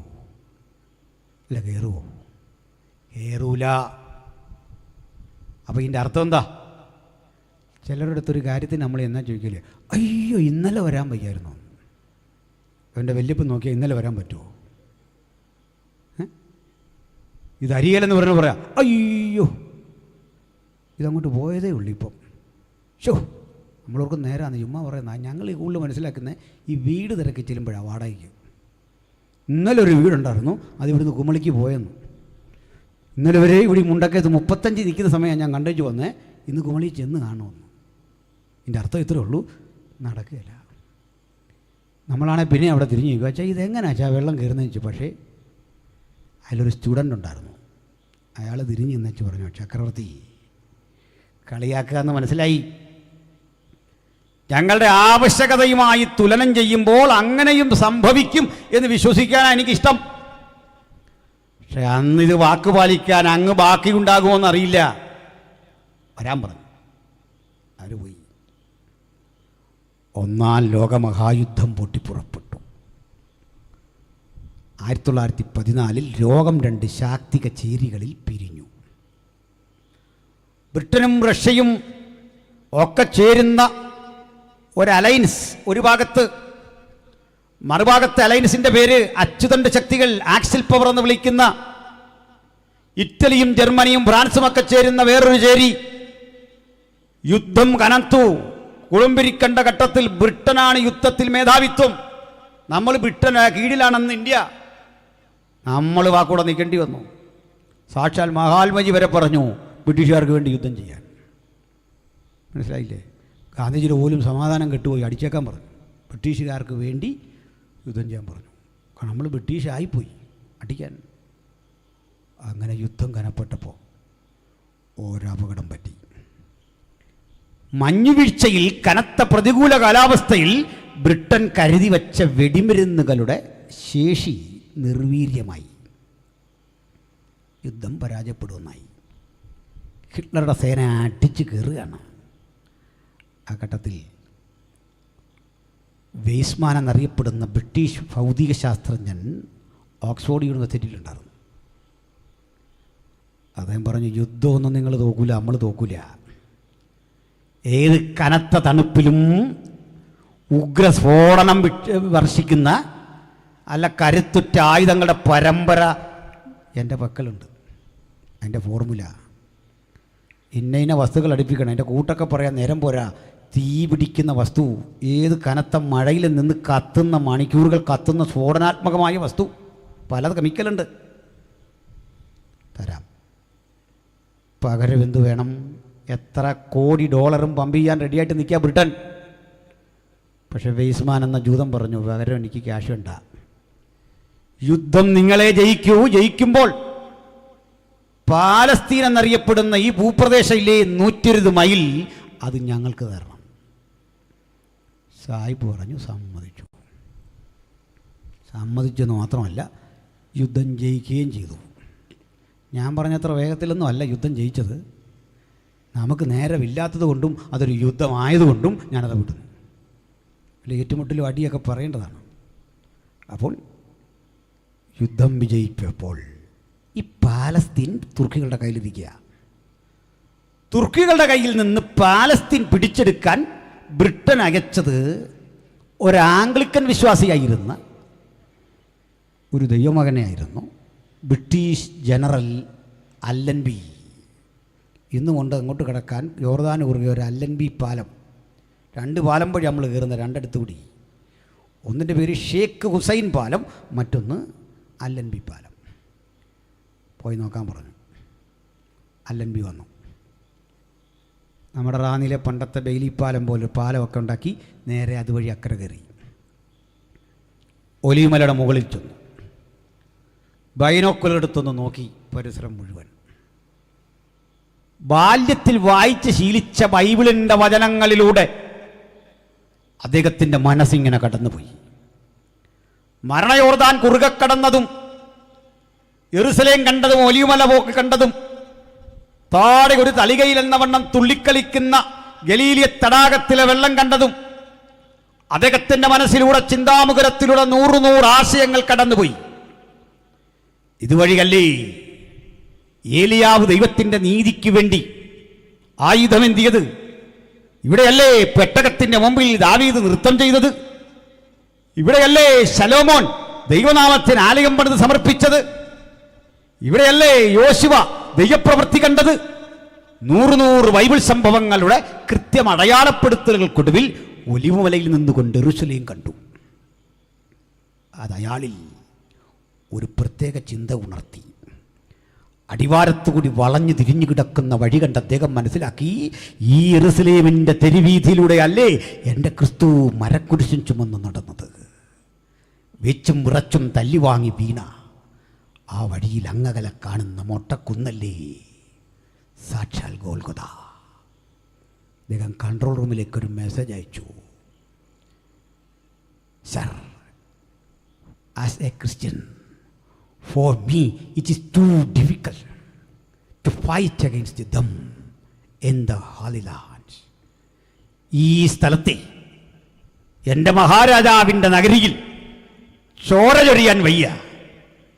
എന്നെ ഒന്ന് മാറ്റി പകരം ഒരാളെ വിട്. കൺട്രോൾ റൂമിലെ മറുപടി, no mister Allenby, sorry, you are the right person to accomplish this task. This job belongs to you, Allenby. നീ തന്നെ ചെയ്യണം. അദ്ദേഹം പറഞ്ഞു, ഇപ്പോൾ ചെയ്യാം. ചോര ചൊരിയാതെ ഇവരെ വിമോചിപ്പിക്കാൻ എനിക്ക് സമയം തരണം. പെറ്റീഷൻ സാങ്ഷൻഡ്, റിക്വസ്റ്റ് സാങ്ഷൻഡ്, അനുവദിച്ചിരിക്കുന്നു. ആവശ്യത്തിന് സമയം എടുത്തോളാൻ. അങ്ങനെ ഈ പാസും പറഞ്ഞാൽ ഞാൻ രക്ഷപ്പെട്ടു. അല്ലൻബിയോട് അദ്ദേഹം പറഞ്ഞ പോലെ സമയം എടുത്തോളാൻ ഒടുക്കും. വേണ്ടേ, അല്ലൻബി പ്രോഗ്രാമിലൊരു മാറ്റം വരുത്തി. വെറുതെ കയറി വെടിവെക്കരുത്, ആക്രമണം അഴിച്ചു വിടരുത്, പരിപാടി നമ്മൾ ആരംഭിക്കുക. തനിക്കും തൻ്റെ പടയാളികൾക്കും ചില ദിവസങ്ങൾ താമസിക്കാൻ ബാരാക്കുകൾ സജ്ജീകരിച്ചു. എന്നിട്ടേ അനുദിന ജീവിതത്തിൻ്റെ ആവശ്യത്തിന് വെള്ളം വേണം. പട്ടാളക്കാരുടെ പ്രത്യേക തരത്തിലുള്ള പോളിത്തീൻ നിർമ്മിതമായ ടാങ്കുകൾ സജ്ജീകരിച്ചു. ഒരിടത്തല്ല, പലയിടത്ത് പല തട്ടിൽ ടാങ്കുകൾ സജ്ജീകരിച്ചിട്ട് ജനറേറ്റർ കൊണ്ട് വൈദ്യുതി ഉൽപ്പാദിപ്പിച്ച് മോട്ടോർ വർക്ക് ചെയ്യിച്ച് പല തട്ടിൽ വെള്ളം എത്തിച്ച് ഒലിവുമലയുടെ മുകളിലും വെള്ളമെത്തി. ടാങ്കിൽ വെള്ളം നിറഞ്ഞിട്ട് കിദ്രോൻ തോട്ടിലേക്ക് വെള്ളം ഇറങ്ങി. ഇതിനാ കിദ്രോൻ തോടുമൊക്കെ പറഞ്ഞേ. ചുമ്മാ കയറി ദൈവത്തെ ഒന്നും വെല്ലുവിളിക്കരുത്. ചുമ്മാ കയറി അത് ഇതൊന്നും വിളിച്ചു പറയരുത്. ജൂതനെ കയറി ചുമ്മാ തോണ്ടാൻ പോയ കളി മാറും ഇന്ന് ഞാനിനി പറയണ്ടല്ലോ. പിന്നൊന്നുകൊണ്ട് പറയാം, കുട്ടികൾ സ്ത്രീകൾ വിഷമിക്കുന്നു, അത്താഴമില്ല, കഷ്ടപ്പെടുന്നു. വല്ലവരും പറഞ്ഞ കയറി അടിക്കാൻ. എടാ, ടിപ്പർ ഓട്ടോറിക്ഷ കൊണ്ട് ടിപ്പർ വിലങ്ങാൻ പോകരുത്. ടിപ്പറുകാരനല്ലേ പോക്കോട്ടെ. മനസ്സിലായില്ലേ? നിനക്ക് നല്ല ഡ്രൈവിംഗ് അറിയാം, പണി അറിയാം, നാട്ടിൽ ഏറ്റവും നല്ല ഓട്ടോക്കാരനാ, ടിപ്പറിനിട്ട് വിലങ്ങരുത്. അത് വെച്ച് മനസ്സിലായില്ലേ? ആളും തരവും അറിഞ്ഞു കളിക്കണമെങ്കിൽ ഇതാരാന്ന് ആന് പറയാനുണ്ട്. ഒത്തിരി കഥകൾ, ഒത്തിരി സംഭവങ്ങൾ പറയാനുണ്ടെന്നേ. അടിയന്തര ഘട്ടത്തിൽ അവൻ്റെ നാട്ടിൽ റോഡിൽ ഫ്ലൈറ്റ് ഇറക്കും. അത്തരം റോഡാണ് അടിയന്തര ഘട്ടത്തിൽ. എത്ര കോടീശ്വരനും സാധാരണക്കാരനും ഒരേ രൂപത്തിലെ വീട് പണിയാവും. വീടിനെല്ലാം ബങ്കറുകളുണ്ടായിരിക്കണം. ഭൂമിക്കടിയിലോട്ട് ഇറങ്ങാൻ അവിടെ മരുന്നും ഭക്ഷ്യവസ്തുക്കളും ഒക്കെ സർക്കാർ എത്തിച്ചു കൊടുക്കും. ഒറ്റ മിനിറ്റ് കൊണ്ടൊരു സൈറം മുഴങ്ങും, സകല ജൂതനും അണ്ടർഗ്രൗണ്ടിൽ. എന്തൊരു ചിട്ടയാണതെന്ന് ഓർത്താണ് ഈ പറയുന്നത്. അവർ ചുമ്മാ ആരെ ഉപദ്രവിക്കാൻ പോകുന്ന മനുഷ്യരൊന്നുമല്ല, നല്ല മനുഷ്യർ. എങ്ങനെ ഈ കാണുന്നതൊക്കെ എന്താണെന്നറിയണ്ടേ, ഈ മാധ്യമങ്ങൾക്കൊക്കെ വലിയ ഹിഡൻ അജണ്ടകളുണ്ട്. BBC അടക്കമുള്ള പത്രങ്ങൾക്ക് ഇത് വലിയ ലോബിയിങ്ങാണ്. ഈ പടയാളികളുടെ ക്യാമ്പിലേക്കൊക്കെ തുണിമുക്കിയിട്ട്, പെട്രോളിൽ തുണിമുക്കിയിട്ട് കുട്ടികൾ ഇവരുടെ ശരീരത്തിലേക്ക് വലിച്ചെറിയുക. മടുക്കുമ്പോഴാ ഒരു പെരുക്ക്. ആ പെരുക്കൊരു 1.5 പെരുക്കായിരിക്കും. അതായി കാണുന്ന കുട്ടികൾ, സ്ത്രീകൾ, വിധവമാർ ഓടുന്നു. ഇടം മര്യാദയ്ക്കിരി. മനസ്സിലായല്ലോ? അവൻ്റെ യോം കിപ്പൂർ ദിനം എന്നൊക്കെ പറഞ്ഞാൽ ഭയങ്കര സംഭവമാണ്. മഹാപാപ പരിഹാര പെരുന്നാൾ. മഹാപാപ പരിഹാര പെരുന്നാളിൽ പ്രാർത്ഥനയ്ക്കിരിക്കുന്ന ജൂതൻ്റെ ഏകാഗ്രതയെ അപ്രസക്തമാക്കിക്കൊണ്ട് ഇടപെട്ട് കഴിഞ്ഞാൽ അവൻ പണി തുടങ്ങും. അതുകൂടെ പറയാൻ കേൾക്ക്. അപ്പോഴേ അല്ലൻബിയുടെ യുദ്ധം അങ്ങോട്ട് ആരംഭിച്ചു. യുദ്ധത്തിന് മുമ്പ് പുള്ളി മര്യാദയ്ക്ക് ഒരു ബൈപ്പോളാർ ഹെലികോപ്റ്റർ ഇങ്ങനെ അങ്ങോട്ട് പറത്തി. അതിലൂടെ ലഘുലേഖകൾ താഴേക്കിട്ടു. ഭയങ്കര ഹൃദയകാരിയായ വാക്കുകളാണ് എഴുതിയത്. എന്താ എഴുതിയെന്നറിയണ്ടേ? എതിരാളികളെ വിളിച്ചതാ, കുഞ്ഞുങ്ങളെ, നിങ്ങൾ എൻ്റെ നിരീക്ഷണ പരിധിക്കുള്ളിലാണ്. പറന്നു പോകാൻ ശ്രമിക്കരുത്. ആകാശം ഞാൻ കൊട്ടിയടച്ചിരിക്കുന്നു നിങ്ങൾക്ക് മുമ്പിൽ. പറക്കാൻ ശ്രമിക്കരുത്. ഇഴഞ്ഞു നീങ്ങരുത്. കരയും എൻ്റെ പരിധിക്കുള്ളിൽ. നീന്തിക്കടക്കരുത്. കടലും ഞാൻ അടച്ചിരിക്കുന്നു. ഒറ്റ വഴി കീഴടങ്ങുക. ഒന്നും ചെയ്യല. കീഴടങ്ങുക, അല്ലെങ്കിൽ പണി തുടങ്ങും എന്ന് അല്ലൻബി. അല്ല, നമുക്ക് ഈ ഊമക്കത്ത് കിട്ടുന്ന പോലല്ല. തട്ടിക്കളയും. ആരാന്നൊന്നുമില്ല. മനസ്സിലായില്ലേ? കൊന്നുകളയും. അങ്ങനെയൊന്നുമല്ല. പേരെഴുതിയ അല്ലൻബി. ഇത് വായിച്ചിട്ട് ഈ അല്ലൻബി എന്ന ഭാഗം ഈ അറബികൾ വായിച്ചപ്പോൾ അവർക്കിത് മനസ്സിലായത് അല്ലാഹ് എഗെയിൻസ്റ്റ് യു. അങ്ങനെ അർത്ഥം തിരിഞ്ഞ് അല്ലാഹ് എതിരായിരിക്കുന്നു. കണ്ടോ, വിദ്യാഭ്യാസം ഇല്ലൊരു കുഴപ്പമായി. ഇപ്പോഴൊക്കെയാണെ മാറി. അപ്പോൾ ഇതൊക്കെ വായിച്ചിട്ട് അല്ലാഹ് എതിരാണെങ്കിൽ ഒറ്റ വഴിയുള്ളൂ. പാവങ്ങൾ കൈവക്കി പൊക്കോളാൻ പറഞ്ഞു. കണക്കൊക്കെ എഴുതി അഭയാർത്ഥിയുടെ ലിസ്റ്റിൽപ്പെടുത്തി. ഇതിലേ കയറി, ഇതിങ്ങനെ കയറി കണ്ട് അങ്ങോട്ട് പൊക്കോളാൻ പറഞ്ഞു. മനസ്സിലായില്ലേ? ഞങ്ങളുടെ നാട്ടിൽ KK ജെയിംസ് പ്രസംഗിച്ചുകൊണ്ടിരിക്കുമ്പോൾ ഒരു കുടിയൻ കിടന്ന് ബഹളം വെച്ചപ്പോൾ ഞങ്ങളുടെ ഒരു ചേട്ടൻ ചെന്നിട്ട് പുള്ളിക്ക് വഴി കാണിച്ചു കൊടുത്തു. നമ്മൾ ഈ കഥപുസ്തകത്തിലൊക്കെ ഉള്ള രാമുവിന് ശ്യാമുവിൻ്റെ വീട്ടിലെത്താൻ വഴി കാണിച്ചു കൊടുക്കുക എന്ന് പറഞ്ഞല്ലേ. യോഗം തീരുന്നത് വരെ ഇതിലേ കയറി അവൾ പോയി അവിടെ ഇരുന്നോളാൻ പറഞ്ഞു. അനങ്ങരുതെന്ന് പറഞ്ഞു. മിണ്ടരുതെന്ന് പറഞ്ഞു. ഒരു കുഴപ്പവും ഇല്ല. ഇന്നുവരെയും പുള്ളി ഒരു കുഴപ്പം ഉണ്ടാക്കിയിട്ടില്ല. എന്ന് പറഞ്ഞാൽ അല്ലൻബി കാണിച്ചു കൊടുത്തിട്ടുണ്ട് ഇതിലേ പൊക്കോളാൻ. അതല്ല രസം. അല്ലൻബിയുടെ ബൈപ്പോളാർ ഹെലികോപ്റ്റർ ഇങ്ങനെ അങ്ങോട്ട് കുറുകെ പറക്കുമ്പോൾ ക്ലോക്ക് വൈസിൽ പറക്കുന്നു റഷ്യയുടെ ഒരു ഹെലികോപ്റ്റർ. ഇങ്ങനെ അമേരിക്ക അയച്ചു കൊടുത്ത വേരണം. ഇങ്ങനെ ആകാശത്തൊരു വിമാനങ്ങളുടെ അഭ്യാസ പറക്കൽ ഇങ്ങോട്ട് നടക്കുക. ആദ്യമായി യെരുശലേമിൻ്റെ മുകളിൽ കൂടി ഇങ്ങനെ ഇരമ്പിപ്പായുന്ന ഇത്തരം ഫൈറ്റർ വിമാനങ്ങളുടെ ഈ പോരാട്ടം കണ്ടിട്ടേ അമ്പരം അറബികൾ ഇവിടെ നിൽക്കുമ്പോൾ പ്രവാചകൻ വിളിച്ചു പറയുക, അന്നാളിൽ പക്ഷി ചുറ്റിപ്പറന്ന് കാക്കും പോലെ ഞാൻ യെരുശലേമിനെ കാത്തുകൊള്ളും. യെരുശലേമിനെ തൊടുന്നവൾക്ക് അവൾ ഭാരമുള്ളൊരു കല്ലായി മാറും. ഈ പുസ്തകം പറഞ്ഞ പ്രവചനത്തിന്റെ ശക്തി കണ്ടില്ലേ? പക്ഷി ചുറ്റിപ്പറന്ന് കാക്കും പോലെ ഞാൻ യെരുശലേമിനെ കാത്തുകൊള്ളും. അതാ സുഹൃത്തേ, ഞങ്ങൾ ഇന്നും ഈ പുസ്തകം പ്രസംഗിക്കാനുള്ള കാരണം നൂറ്റാണ്ടുകൾക്കപ്പുറത്ത് പ്രവാചകന്മാർ പറഞ്ഞ തിരുമൊഴികളുടെ സാക്ഷാത്കാരം ആ നാടിലും നഗരത്തിലും അത്ഭുതം വിതച്ചുകൊണ്ട് അക്ഷരാർത്ഥത്തിൽ നിറവേറിയെങ്കിൽ ഈ പുസ്തകം പറഞ്ഞവ നടക്കുമെന്ന് ഞങ്ങൾക്ക് 100% ഉറപ്പ്. നമ്മുടെ ഒരു മാധ്യമപ്രവർത്തകർ, കുറേ മാധ്യമപ്രവർത്തകർ നമ്മുടെ സമൂഹത്തിലുണ്ടല്ലോ. ഒരു പോലെ നമ്മുടെ സുഹൃത്തുക്കളാണ്. നല്ല ഒരു വട്ടമൊക്കെ നല്ല സംഭാഷണമൊക്കെ നമുക്കുണ്ട്. നിങ്ങൾക്കല്ലേ അവർ പറയുന്ന കേൾക്കുമ്പോൾ മനസ്സിലാകും സ്രോതസ് എന്താണ്, എവിടുന്ന് വരുന്നു എന്നൊക്കെ മനസ്സിലാവും. പോട്ടെ, അതൊക്കെ കണ്ടുപിടിച്ചാൽ മതി. അക്രൈസ്തവരായ പല ആളുകളും വൈകിട്ട് ബൈബിൾ ചർച്ച നടത്തിയിട്ട് ബൈബിളിൻ്റെ പ്രവചന നിവൃത്തി അർത്ഥശങ്കയ്ക്കിടയില്ലാതെ പറയുന്ന കാലത്താണ് നമ്മളിന്ന് ജീവിക്കുന്നത്. എന്തിനത്തരം പറഞ്ഞേ? ഒറ്റ വാക്കി പറയാം. അന്ന് യെരുശലേം കീഴടങ്ങി. തുർക്കികളുടെ തലവന് അദ്ദേഹത്തിൻ്റെ കയ്യിൽ നിന്ന് പോയി. യെരുശലേം അങ്ങനെ ആദ്യമായി ബ്രിട്ടൻ്റെ കയ്യിൽ കിട്ടിയെങ്കിലും യഹൂദന് കൈമാറാൻ പറ്റിയില്ല. കൈമാറാൻ എന്താണെന്ന് വെച്ചാൽ റഷ്യ അവരുടെ കൂടെയാണ്, അറബ് കൺട്രീസ് അവരുടെ കൂടെയാണ്. ഓയിലിൻ്റെ രാഷ്ട്രീയം, എണ്ണയുടെ രാഷ്ട്രീയം നിമിത്തം കൊടുത്ത സമ്മർദ്ദത്താൽ ഇത് കൊടുത്തില്ല. സായിപ്പ് വാക്ക് പാലിച്ചില്ലെന്ന് മനസ്സിലായോ? അതിനാ ഞാൻ പറയുന്നത്, സായിപ്പ് വല്ലതും തരുമെന്ന് പറഞ്ഞ് ഇവിടെ പള്ളി പണിയാനിരുന്നാൽ ഇതായിരിക്കും ഗതി. സായിപ്പ് ഏതാണ്ട് തരുമെന്ന് പറഞ്ഞ് മിനിസ്ട്രി സ്റ്റാർട്ട് ചെയ്താൽ നല്ല ദുഷ്പേര് കേൾക്കുകയും ചെയ്യാം, ഒരു പരിപാടി നടക്കുകയില്ല. നമ്മുടെ ബലം ഉയരത്തിലാണ്. സന്തോഷമുണ്ടോ? അവരാ നമ്മുടെ സ്പോൺസർ. ഹല്ലേലൂയ. പക്ഷെ പറഞ്ഞു പോയില്ലേ ഒരു ചെറിയ സൗജന്യം. എന്താ സൗജന്യം എന്നറിയണ്ടേ? ലോകത്തെവിടെയുള്ള ജൂതനും അവിടെ ചെല്ലാം. രാജ്യം തരിയല്ല, സ്ഥലം വില കൊടുത്ത് മേടിക്കാം. അങ്ങനെ ജൂതന്മാർ പതുക്കെ പതുക്കെ പതുക്കെ കയറി വന്നു. കയറി വരുന്ന ജൂതന് കാശില്ലാത്തവന് കാശ് കൊടുത്ത് പണം കൊടുത്ത് സമ്പന്ന ജൂതന്മാരകത്തേക്ക് കയറ്റി. പാവ അറബികൾ തങ്ങളുടെ സ്ഥലം വിറ്റഴിച്ചു. നല്ല വിലയ്ക്കാണ്, അന്നത്തെ നല്ല വില.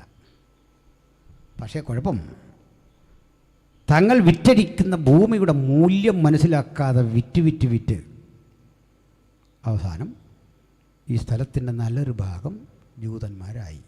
അതായി നീ ജൂത പാലസ്തീൻ സംഘട്ടനം. കാര്യം മനസ്സിലായോ?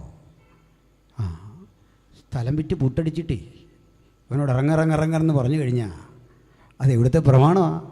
ചോദിച്ചതിൻ്റെ ഇരട്ടി വില.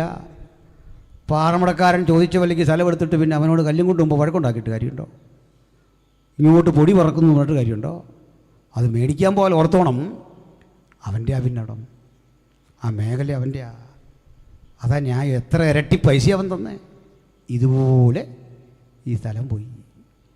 എന്നിട്ടേ ശക്തിപ്പെട്ടപ്പോൾ അവർ പറഞ്ഞു, ഞങ്ങളേതായാലും ഒരു രാജ്യമായിട്ട് നിങ്ങൾ അംഗീകരിക്കുകയല്ലോ. അംഗീകരിക്കുന്നില്ല, വേണ്ട. 1948 മെയ് 14 അവരൊത്തുകൂടിയിട്ട് പറഞ്ഞു, ഞങ്ങൾ ഇന്ന് മുതൽ സ്വതന്ത്രവും പരമാധികാരവുമായുള്ള ഒരു രാഷ്ട്രമാണ്. ഇത് കേൾക്ക് റഷ്യ പറഞ്ഞു, ഞങ്ങൾ അംഗീകരിക്കുന്നില്ല. 16 അറബ് രാജ്യങ്ങൾ പറഞ്ഞു, ഞങ്ങൾ അംഗീകരിക്കുന്നില്ല. അതിലൊക്കെ ഡീസൻറ്റ് നമ്മുടെ നെഹ്റു ആയിരുന്നു. നെഹ്റുജി പറഞ്ഞു, ഞങ്ങൾ അംഗീകരിച്ചു. അമേരിക്കന് മുമ്പേ പറഞ്ഞു, ഞങ്ങൾ അംഗീകരിച്ചു. ഇപ്പോൾ ഒത്തിരി പേര് അംഗീകരിച്ചോ ഇല്ലയോ എന്നുള്ളതിൽ കാര്യമൊന്നുമില്ലല്ലോ. അപ്പം ഞാനിവിടെ ഒന്ന് പ്രസംഗിക്കുക എന്ന് പറയുമ്പോൾ ഒരുത്തം പറയാം, ഞാനത് അംഗീകരിക്കുന്നില്ല. നീ എന്തിനാ അംഗീകരിക്കുന്നത്? ഞാനിവിടെ നിൽപ്പുണ്ടല്ലോ. മനസ്സിലായില്ലേ? സംഭവിക്കാനുള്ള ഇവിടെ സംഭവിച്ചെന്ന്. നമ്മൾ പൊക്രാനിൽ ആണവ പരീക്ഷണം നടത്തി 6 തവണ. എന്നിട്ട് പ്രഖ്യാപിച്ചു നമ്മളൊരു ആണവായുധ രാജ്യമാണെന്ന് പറഞ്ഞപ്പോൾ യവന്മാർ പറയാ, ഞാൻ നീ അംഗീകരിച്ചില്ല, പൊട്ടാനുള്ളത് ഇവിടെ പൊട്ടിക്കഴിഞ്ഞ് അംഗീകരിക്കരുത് പറഞ്ഞൊരു കാര്യമുണ്ടോ? എന്തൊരു വിഡിത്തമായി പറയുന്നത്. പൊട്ടിച്ചു ഇവിടെ. എന്നിട്ടാണ് പറഞ്ഞത് അണ്വായുധ രാജ്യമെന്നൊക്കെ എന്ന് പറഞ്ഞ പോലെ അവരും പ്രഖ്യാപിച്ചു സ്വതന്ത്രവും പരമാധികാരമുള്ളൊരു രാജ്യം. പിറന്നു വീണ് 24 മണിക്കൂർ കഴിഞ്ഞപ്പോഴേ മിഡിൽ ഈസ്റ്റിലെ കരുത്തന്മാർ ഒത്തുചേർന്നിങ്ങോട്ട് വന്ന് ആക്രമിച്ചു. പിറന്നു വീണ ശിശുവിനെ തടിവാടന്മാരായ മല്ലന്മാരൊതുക്കാൻ വരുന്ന പോലെ ചുറ്റുമുള്ള രാജ്യങ്ങൾ ആക്രമിക്കാൻ വന്നിട്ട് തലകുനിച്ചില്ല. അടുത്ത ഘട്ടം 63 യുദ്ധമുണ്ട്. ഓരോന്നും പറയേണ്ടതാണ്. നേരം പോയി. ഏറ്റവും ഒടുവിലത്തെ സംഭവം മാത്രം പറയാം. 6 ദിവസത്തെ യുദ്ധമെന്ന് പറയേണ്ടതാ. ഈജിപ്തും യോർദാനും സിറിയുമൊക്കെ അടങ്ങുന്ന സംയുക്ത സേന ഇതുപോലൊരു യോം കിപ്പൂർ നാളിൽ, മഹാഭാവ പരിഹാര ദിനങ്ങളിൽ ഇസ്രായേൽ ഉത്സവം ആചരിച്ചുകൊണ്ടിരിക്കെ അവർക്ക് പൊതു അവധിയൊക്കെ പ്രഖ്യാപിച്ച കാലം ജനങ്ങൾ ഉത്സവ ലഹരിയിൽ നിൽക്കവേ ഒരു സംഭവമുണ്ടായി. 3 രാജ്യങ്ങൾ ഒരുമിച്ച് ചേർന്നുകൊണ്ട് വർദ്ധിത വീര്യത്തോടെ ഈ രാജ്യത്തെ അടിച്ച് നിലംപരിചാക്കാൻ വരുമ്പോ ഇവർക്ക് മനസ്സിലായി, ചെറുത്ത് നിന്നാൽ തോൽക്കും. പണ്ട് 10-11 വർഷം യുദ്ധം വലിച്ചു നീട്ടിയ രാജ്യത്തിന് വേണ്ട പണി കൊടുക്കാൻ ആ 3 രാജ്യങ്ങൾ സർവ്വശക്തിയോടെ വന്നതെങ്കിൽ ഇവരൊട്ടും കിട്ടില്ല. ഇവരെ പോർവിമാനങ്ങൾ പൊങ്ങിയത് ഈ വരുന്നവനെ തടയാനല്ല, ഇവരെ മൈൻഡ് ചെയ്തേയില്ല, കയറി വരാൻ പറഞ്ഞു പതുക്കെ. ഇനി കയറി വരിക. സീനായി മലയുടെ അടിവാരത്തിൽ കൂടി, ഗലീലാക്കടലിൻ്റെ തീരത്തുകൂടി, സൂയസ് കനാലിൻ്റെ മുനമ്പം വഴി സേന ഇങ്ങോട്ട് ഉറുമ്പിഴഞ്ഞു വരുന്ന പോലെ അതിശക്തമായി മഴക്കോൾ പോലെ കയറി വരുമ്പോൾ ഇസ്രയേൽ എന്താ ചെയ്യുന്നറിയണ്ടേ? തൊട്ടടുത്ത് കിടന്ന ഈജിപ്തിൻ്റെ എയർപോർട്ട് തകർത്തു, അപ്പുറത്ത് കിടന്ന യോർദാൻ്റെ എയർപോർട്ട് തകർത്തു. ചുരുക്കി പറഞ്ഞാൽ ഇവിടുന്ന് യുദ്ധം ചെയ്തേച്ച് അവിടെ ചെന്നപ്പോൾ താഴാനിടയില്ലെന്ന്. ഈ സാധനം ഒന്ന് വെക്കണ്ടേ? വഴി കൊണ്ട് വെക്കാൻ പറ്റിയ സാധനമാണോ? മുണ്ടക്കയം കവലെ കൊണ്ട് വെക്കാൻ ഒക്കുമോ? ഇടയില്ല. അടിച്ച് നിരത്തി മുഴുവൻ തീർത്ത് കഴിഞ്ഞപ്പോൾ എങ്ങനെയല്ലേ യുദ്ധം തീർത്താൽ മതി. ഫ്ലൈറ്റ് ഇവിടെ ഇറക്കുക, ഇവിടോട്ട് ഇറക്കി, അവിടെ കിടക്കട്ടെന്ന് ജാമ്യം കൊടുക്കുകയെ. 6 ദിവസം കൊണ്ട് യുദ്ധം തീർന്നപ്പോൾ അടുത്തടുത്തടുത്ത ഇടങ്ങളിൽ പണ്ട് പിടിച്ച സ്ഥലത്തിൻ്റെ 3 ഇരട്ടി പിടിച്ചെടുത്തു. പിടിച്ചെടുത്ത സ്ഥലങ്ങളുടെ കണക്ക് വിശദീകരിച്ചുകൊണ്ടിരിക്കുക ഒരുത്തം പറഞ്ഞു 16 കിലോമീറ്റർ പൊരുതി 6 ദിവസം കൊണ്ട് പിടിച്ചെടുത്തു. ഒരാൾ പറഞ്ഞു ഞാൻ 33 കിലോമീറ്റർ പിടിച്ചെടുത്തു. ഒരാൾ പറഞ്ഞു ഞാനൊരു 10-30 ഏക്കർ സ്ഥലം എല്ലാം കൂടെ. എന്തൊരലസ യുദ്ധം അല്ലേ? 10-30 ഏക്കർ സ്ഥലം. ഇവരൊക്കെ 16 കിലോമീറ്ററും 30 കിലോമീറ്ററും പിടിച്ചപ്പോൾ ഒരുത്തൻ 10-30 ഏക്കർ. പുള്ളി എല്ലാവരും ഇങ്ങനെ മിഴിച്ചു നോക്കി, ഇതെന്തൊരു യുദ്ധമാരടാ, ചായ കുടിക്കായിരുന്നു അതിൻ്റെ സമയത്ത് പോയി. പുള്ളി പറഞ്ഞതേ ഒരു പ്രത്യേക സ്ഥലമാണ് ഞാൻ പിടിച്ചെടുത്തേ. അനവധി നാളുകൾ നമ്മൾ കണ്ണീരോടെ കാത്തിരുന്ന, യോർദാൻ കൈക്കലാക്കി വെച്ച നമ്മളുടെ പിതാക്കന്മാരുടെ കല്ലറകളുള്ള ദാവീദിൻ നഗരമായ യെരൂശലേം. ഇത്രയും പറഞ്ഞിട്ട് ആ ജൂതൻ പൊട്ടിക്കരഞ്ഞിട്ട് സങ്കീർത്തനം വായിച്ചു. അളവ് നൂൽ എനിക്ക് മനോഹര ദേശത്തു വീണിരിക്കുന്നു, അതേ എനിക്ക് നല്ലൊരു അവകാശം ലഭിച്ചിരിക്കുന്നു, എനിക്ക് ബുദ്ധി ഉപദേശിച്ചു തന്ന യഹോവേ ഞാൻ എല്ലാ കാലത്തും വാഴ്ത്തും. അന്ന് പിടിച്ചെടുക്കുമ്പോൾ ഒരു ഒത്തുതീർപ്പ്. അതനുസരിച്ച് അവിടെ ഇപ്പം 2 മോസ്കുണ്ട്. ഒന്നിൻ്റെ പേര് അൽ അക്സ മോസ്ക് എന്നാണ്, മറ്റൊന്നിൻ്റെ പേര് ഒമറിൻ്റെ പള്ളി, ഡോം ഓഫ് ദ റോക്കാണ്. ഈ ഡോം ഓഫ് ദ റോക്കും അൽ അക്സയും ഒരേ കോമ്പൗണ്ടിലാണ്. ഇത് രണ്ടും ഇസ്ലാമിക ദേവാലയങ്ങളാണ്. അവർക്ക് വരാൻ നിസ്കരിക്കാം, മറ്റാർക്കും പ്രവേശനമില്ല. പക്ഷെ പ്രശ്നം അതല്ല, എത്ര പേരിവിടെ നിസ്കരിക്കാൻ വരും അതിൻ്റെ 10 മടങ്ങരട്ടി സൈന്യം നീക്കിയ യഹൂദൻ്റെ. നിസ്കരിച്ചോണം പോകണം, വേറെ പരിപാടിയൊന്നും പറ്റില്ല, കലാപരിപാടിയൊന്നും പറ്റില്ല. ആ കലാപരിപാടി മതി, പുതിയതൊന്നും വേണ്ട. അതവനും അറിയാം എന്തൊക്കെ ഇവിടെ ചെയ്യും, അത് കഴിയും പുറത്ത്. ഇതാണ് അവിടുത്തെ പ്രശ്നം. മനസ്സിലായോ? കാര്യം മനസ്സിലായോ? എന്നാൽ ഒന്നുകൂടെ മനസ്സിലാക്കിയോ? ഇപ്പോൾ അതും വിട്ടു, അവരിവിടെ എല്ലാം അങ്ങ് പിടിച്ചു, അവരുടെ കാൽക്കീഴായി. അതാ പുതിയ സംഭവം. ഈ പുതിയ സംഭവം ഇങ്ങനെ നടക്കുമ്പോൾ ഒരു സ്ഥലം ഞാൻ നിങ്ങളെ ഒന്ന് പരിചയപ്പെടുത്തി പ്രാർത്ഥിക്കാം.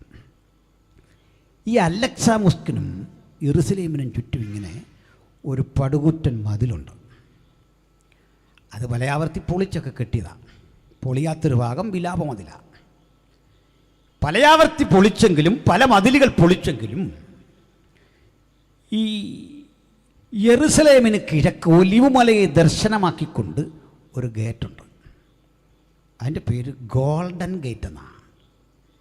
ഈ ഗോൾഡൻ ഗേറ്റ്, സുവർണവാതിൽ, യെരൂശലേമിന് കിഴക്ക് ഒലിവുമലയ്ക്ക് അഭിമുഖം. ഇത് മാത്രം ഒരുത്തനും ഇതുവരെ പൊളിക്കാൻ കഴിഞ്ഞിട്ടില്ല. ഈ അറബികളും യഹൂദന്മാരും ലോഹ്യത്തിലിരിക്കെ ഈ അറബികൾ ചോദിച്ചു, ഞങ്ങൾ പല ആവർത്തി ഇത് പൊളിക്കാൻ നോക്കി. ഓരോ കാലത്തും ഡിസംബർ 9, 1914 പൊളിക്കാൻ തുടങ്ങിയ കണക്കുണ്ട്.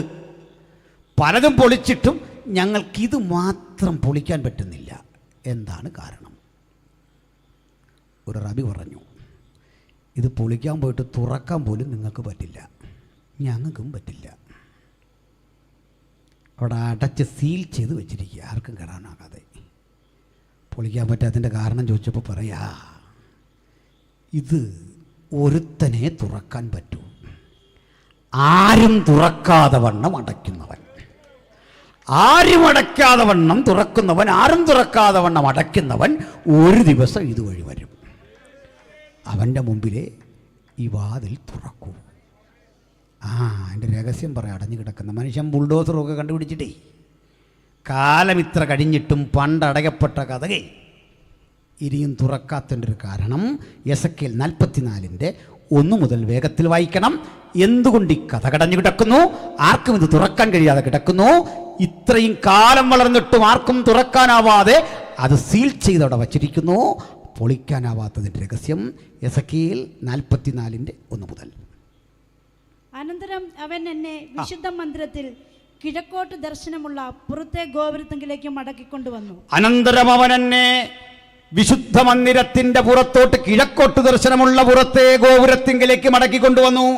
എന്നാൽ അത് അടച്ചിരുന്നു. എസെക്കിയേലിന്റെ കാലത്ത് പറയാ, യേശുവിനും 1800 കൊല്ലം മുമ്പേ. എന്നാൽ അത് അടച്ചിരുന്നു. കാരണം വായിക്കൂ. അപ്പോൾ യഹോവ എന്നോട് അരുളി ചെയ്തത്, ഈ ഗോപുരം തുറക്കാതെ അടച്ചിരിക്കണം. അപ്പോൾ കർത്താവ് എന്നോട് അരുളി, മകനെ, ഈ ഗോപുരം തുറക്കാതെ അടച്ചിരിക്കണം. ആരും അതിൽ കൂടി കടക്കരുത്. കാരണം ഇസ്രായേലിന്റെ ദൈവമായ യഹോവ അതിൽ കൂടി അകത്ത് കടന്നുകൊണ്ട് അത് അടച്ചിരിക്കണം. അതെ, അതാ കാര്യം. ചെറിയൊരു കാര്യം. ദൈവ തേജസ് ഇതിനകത്ത് കടന്ന വഴിയാ. ആ തേജസ്സിന്റെ മൂർധന്യഭാവമായ അവരിലല്ലോ ദൈവത്തിന്റെ സകല സമ്പൂർണതയും വേഗരൂപമായി വസിക്കുന്ന ജഡത്തിൽ വെളിപ്പെട്ട ദൈവപുത്രൻ വരുമ്പോൾ അവന്റെ മുമ്പിൽ മാത്രമേ ഇത് തുറക്കൂ. കണ്ട, അവന്റെ വരവിന് കാത്തിരിക്കുക സ്ഥലം ഇപ്പോഴും. ഒരു ദിവസം അവനൊരു വരവ്. സന്തോഷമുണ്ടോ? അവൻ വെറുതെ അല്ല വരുന്നത്. വീണ്ടെടുക്കപ്പെട്ട തൻ്റെ തിരുസഭയെ മാറിലണച്ച് ഇതിലേക്കൊരു വരവാണ്. അങ്ങനെ ഒലിവുമലയിൽ തൻ്റെ തിരുസഭയുമായി അവനങ്ങോട്ട് പാദമൊന്നുമ്പോൾ സക്കറിയ പറയാ, ഒലിവുമല 2 പിളരും, ഒരു താഴ്വര സംജാതമാകും. ഈ ഒലിവുമല കടന്ന് കിദ്രോൻ തോട് കടന്ന് കിഴക്കേ വാതിലിന് അഭിമുഖമായി അവിടുന്ന് അങ്ങോട്ട് ചെല്ലുമ്പോൾ സഹസ്രാബ്ദങ്ങളായി അടഞ്ഞു കിടക്കുന്ന യെരുശലേമിൻ്റെ കിഴക്കേ വാതിൽ അവിടുത്തെ മുമ്പിൽ മലർക്ക തുറക്കും. ഒരു പരമ്പര പോലെ സീൽ ചെയ്തതും അകത്തെ ഡോറും കെട്ടിയ കട്ടയും ഇങ്ങനെ അകന്നകന്നകന്ന് അവൻ്റെ പാദസ്പന്ദനമിട്ട് അതങ്ങോട്ട് തുറക്കും.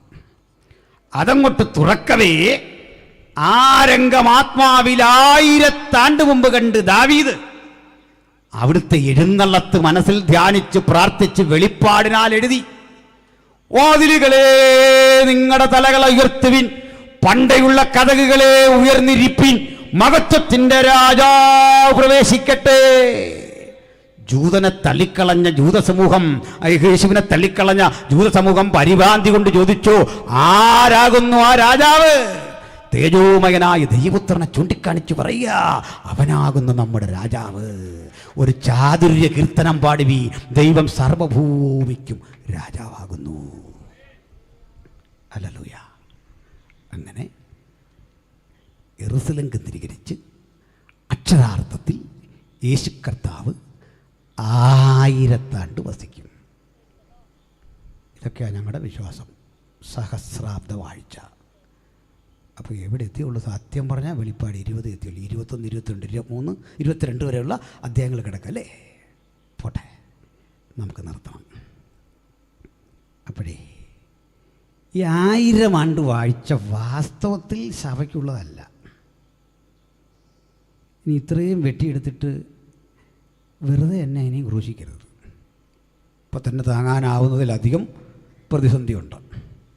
ഒരിക്കലൊരു സഹോദരി പറഞ്ഞല്ലോ, ഇപ്പോൾ വന്ന വഴക്ക് പിടിക്കാനും വയ്യ, പുതിയ വഴക്ക് എടുക്കാനും വയ്യ എന്ന് പറഞ്ഞൊരവസ്ഥയിലാണ് ഞാൻ പോകുന്നത്.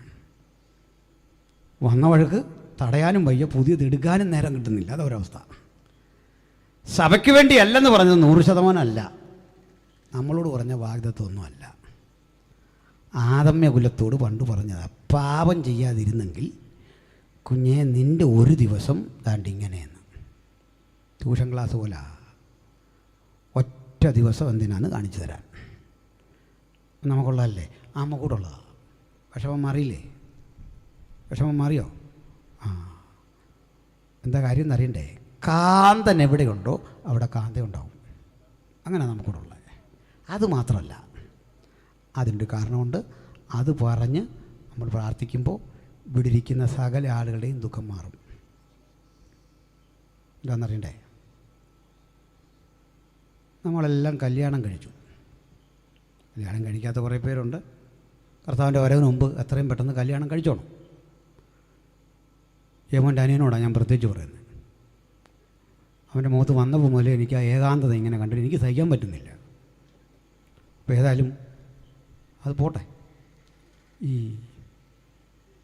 അവസ്ഥയെന്ന് പറഞ്ഞാൽ കല്യാണം കഴിച്ച ചില ആൾ പറയാ, ഞാൻ വലിയ കാശ് ഒന്നും നോക്കിയില്ല. കാശ് വരും പോകുമെന്ന് പറഞ്ഞാൽ അതിൻ്റെ അർത്ഥം ആ പെണ്ണ് ഒത്തിരി മിടുക്കിയായതുകൊണ്ട് അവൻ കാശ് വേണ്ടെന്ന് വെച്ചെന്ന അർത്ഥം. ഒരുത്തും പറയാ, സൗന്ദര്യം എന്ന് പറഞ്ഞാൽ എന്താ, അത് ഇത്ര ഉള്ളൊരു പനി വന്നാൽ പോകാനുള്ളതേ ഉള്ളൂ. അവൻ ആവശ്യത്തിന് കാശ് കിട്ടി. ഇവിടെ ആരും കോംപ്രമൈസ് ചെയ്തിട്ടില്ല. പ്രസാദ് വർഷേ പുള്ളിക്കാരി വന്നിട്ടുണ്ടോ? അയ്യോ, അത് പറയണ്ടായിരുന്നല്ലോ. പുള്ളിക്കാരി ഇനി എന്നാ ഓർക്കും. പോട്ടെ, നമ്മളാരും കോംപ്രമൈസ് ചെയ്തിട്ടില്ലെന്ന്. എവിടേക്കോ ചില യോജിപ്പുണ്ടെന്നാണ് പറഞ്ഞത്. ശരിയല്ലേ? ഭൂമിയിലെ എല്ലാ കല്യാണത്തിലും എവിടേക്കോ ഒരു യോജിപ്പുണ്ട്. ഒന്ന് ഈ കാശ് കിട്ടി, അല്ലെ സൗന്ദര്യമുണ്ട്, അല്ലെ കുലമഹിമയുണ്ട്, എവിടെയോ അഡ്ജസ്റ്റബിളാണ്. ശരിയല്ലേ? എന്നാൽ ഒരു യോഗ്യതയില്ലാത്ത, ഒട്ടും കൊള്ളത്തില്ലാത്ത, ഒരു വിധത്തിലും യോജിപ്പില്ലാത്ത, കണ്ടാൽ ഒരിക്കലും ചേർച്ചയില്ലാത്ത ഒരു കല്യാണം നടന്നിട്ടുണ്ട്. ഞാൻ പറയുകയും ചെയ്യാം. പ്രയാസമൊന്നും തോന്നില്ല. പ്രയാസമുണ്ടോ? ഇവിടെ വെച്ച് തന്നെ പറഞ്ഞേക്കാം. അത് അരുമനാഥനായ യേശു കർത്താവ് തൻ്റെ കാന്തയായ സഭയെ സ്വീകരിച്ചതാണ്.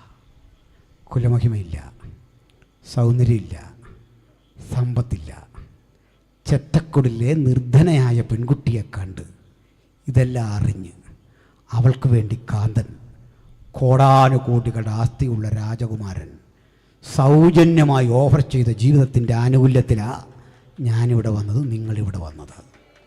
രക്ഷ എന്നത് ദൈവത്തിൻ്റെയും കുഞ്ഞാടിൻ്റെയും ദാനം, അത് യോഗ്യതയല്ല. വഴി കാന്തൻ തൻ്റെ കാന്തയെ ചേർക്കാൻ ഭൂമിയിലേക്ക് വരുമ്പോൾ, ഏതേകം ഇത്രയും വലിയ കോടീശ്വരനാണെങ്കിലും കാന്തയോട് സ്നേഹമുണ്ടെന്നൊരു തെളിവായി അവളുടെ ചെറ്റക്കുടിലിൽ അവളോട് കൂടെ ഒരു ദിവസമെങ്കിലും പാർക്കണം.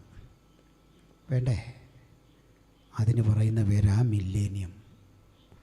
അപ്പോൾ ഈ കാന്ത അവകാശതാബോധം കൊണ്ട് പറയാ, അയ്യോ ഇവിടോ, എൻ്റെ വീട്ടിലോ നിൻ്റെ മഹത്വം എനിക്കറിയാം. കാന്തൻ എന്ത് ചെയ്തു? സ്വന്തം ചിലവിൽ ഇതൊന്ന് റിനോവേറ്റ് ചെയ്തതാണ്. ഈ ഭൂമി ഒന്ന് പരിഷ്കരിച്ച് ശുദ്ധീകരിച്ച് കാന്തനും കാന്തയും ഒരു ദിവസം പാർക്കുന്നതിൻ്റെ പേരാ സഹസ്രാബ്ദ വാഴ്ച, 1000 ആണ്ട് വാഴ്ച. ഇനിയും കിടക്കുക ബാക്കി. ഇന്ന് രാത്രി പിരിയുമ്പോൾ ഈ കാന്തനോട് ചേർന്ന് അനുഗ്രഹിക്കപ്പെട്ട ജീവിതം നയിപ്പാൻ നമുക്ക് സമർപ്പിതരായി വേണം ഇവിടം വിട്ടുമടങ്ങാൻ. ദൈവം താൻ അവരുടെ കണ്ണിൽ നിന്ന് കണ്ണുനീരെല്ലാം തുടച്ചു കളയുന്ന ആനന്ദ നിർഭരമായ ആ നാട്ടിലേക്കുള്ള യാത്ര, ആ നാടിൻ്റെയും മഹത്വം എന്താണെന്ന് ഇങ്ങനെ പറഞ്ഞ് 1 മിനിറ്റ് കൊണ്ട് തീർക്കാം. ശ്രദ്ധിക്കണേ, നമ്മുടെ യഥാർത്ഥ വാസം അവിടെയല്ല, അങ്ങ് പുതിയ യെരൂശലേമിലാണ്. അതിന് കടമ്പകളേറെയുണ്ട്. നമ്മളിവിടെ എത്രയോ പാട്ടുകൾ പാടി, കർത്തൃദാസന്മാർ പാടി ആരാധിച്ചു. ഞാൻ പറയും, സ്വർഗത്തിൽ, നമ്മളിവിടെ സ്വർഗത്തെക്കുറിച്ചാണ് പാടുന്നെങ്കിൽ സ്വർഗത്തിൽ ചെന്നാൽ ഭൂമിയെക്കുറിച്ചാണ് പാടുന്നത്. ഭൂമിയെക്കുറിച്ച് പാടുന്ന ഒറ്റ പാട്ടേ ഉള്ളൂ, ഒറ്റ സംഭവമാണ് ഭൂമിയെ പ്രകീർത്തിച്ച് സ്വർഗീയ ജീവികൾ പാടുന്നത്. അത് ഗോൽഗൊഥായിൽ നടന്ന സംഭവമാണ്. നീ അറുക്കപ്പെട്ടു, നിന്റെ രക്തം കൊണ്ട് സകല ഗോത്രത്തിലും ഭാഷയിലും ജാതിയിലുമുള്ള ഞങ്ങളെ ദൈവത്തിനായി വിലക്കി വാങ്ങി. ഗോൽഗൊഥയിലെ കുരിശും ക്രൂശിക്കപ്പെട്ടവനും അവിടുത്തെ പുണ്യാക രക്തവും ഉയരട്ടെ ഇന്ന് രാത്രി. ആ യേശുക്രിസ്തുവിൻ്റെ രക്തത്തിൽ അഭയം പ്രാപിച്ചു ശുദ്ധികർമ്മം നേടി നിത്യത കരഗതമാക്കാൻ ഈ രാത്രി വചനം കേട്ട ഏവർക്കും അത്യുന്നതൻ കൃപ നൽകട്ടെ.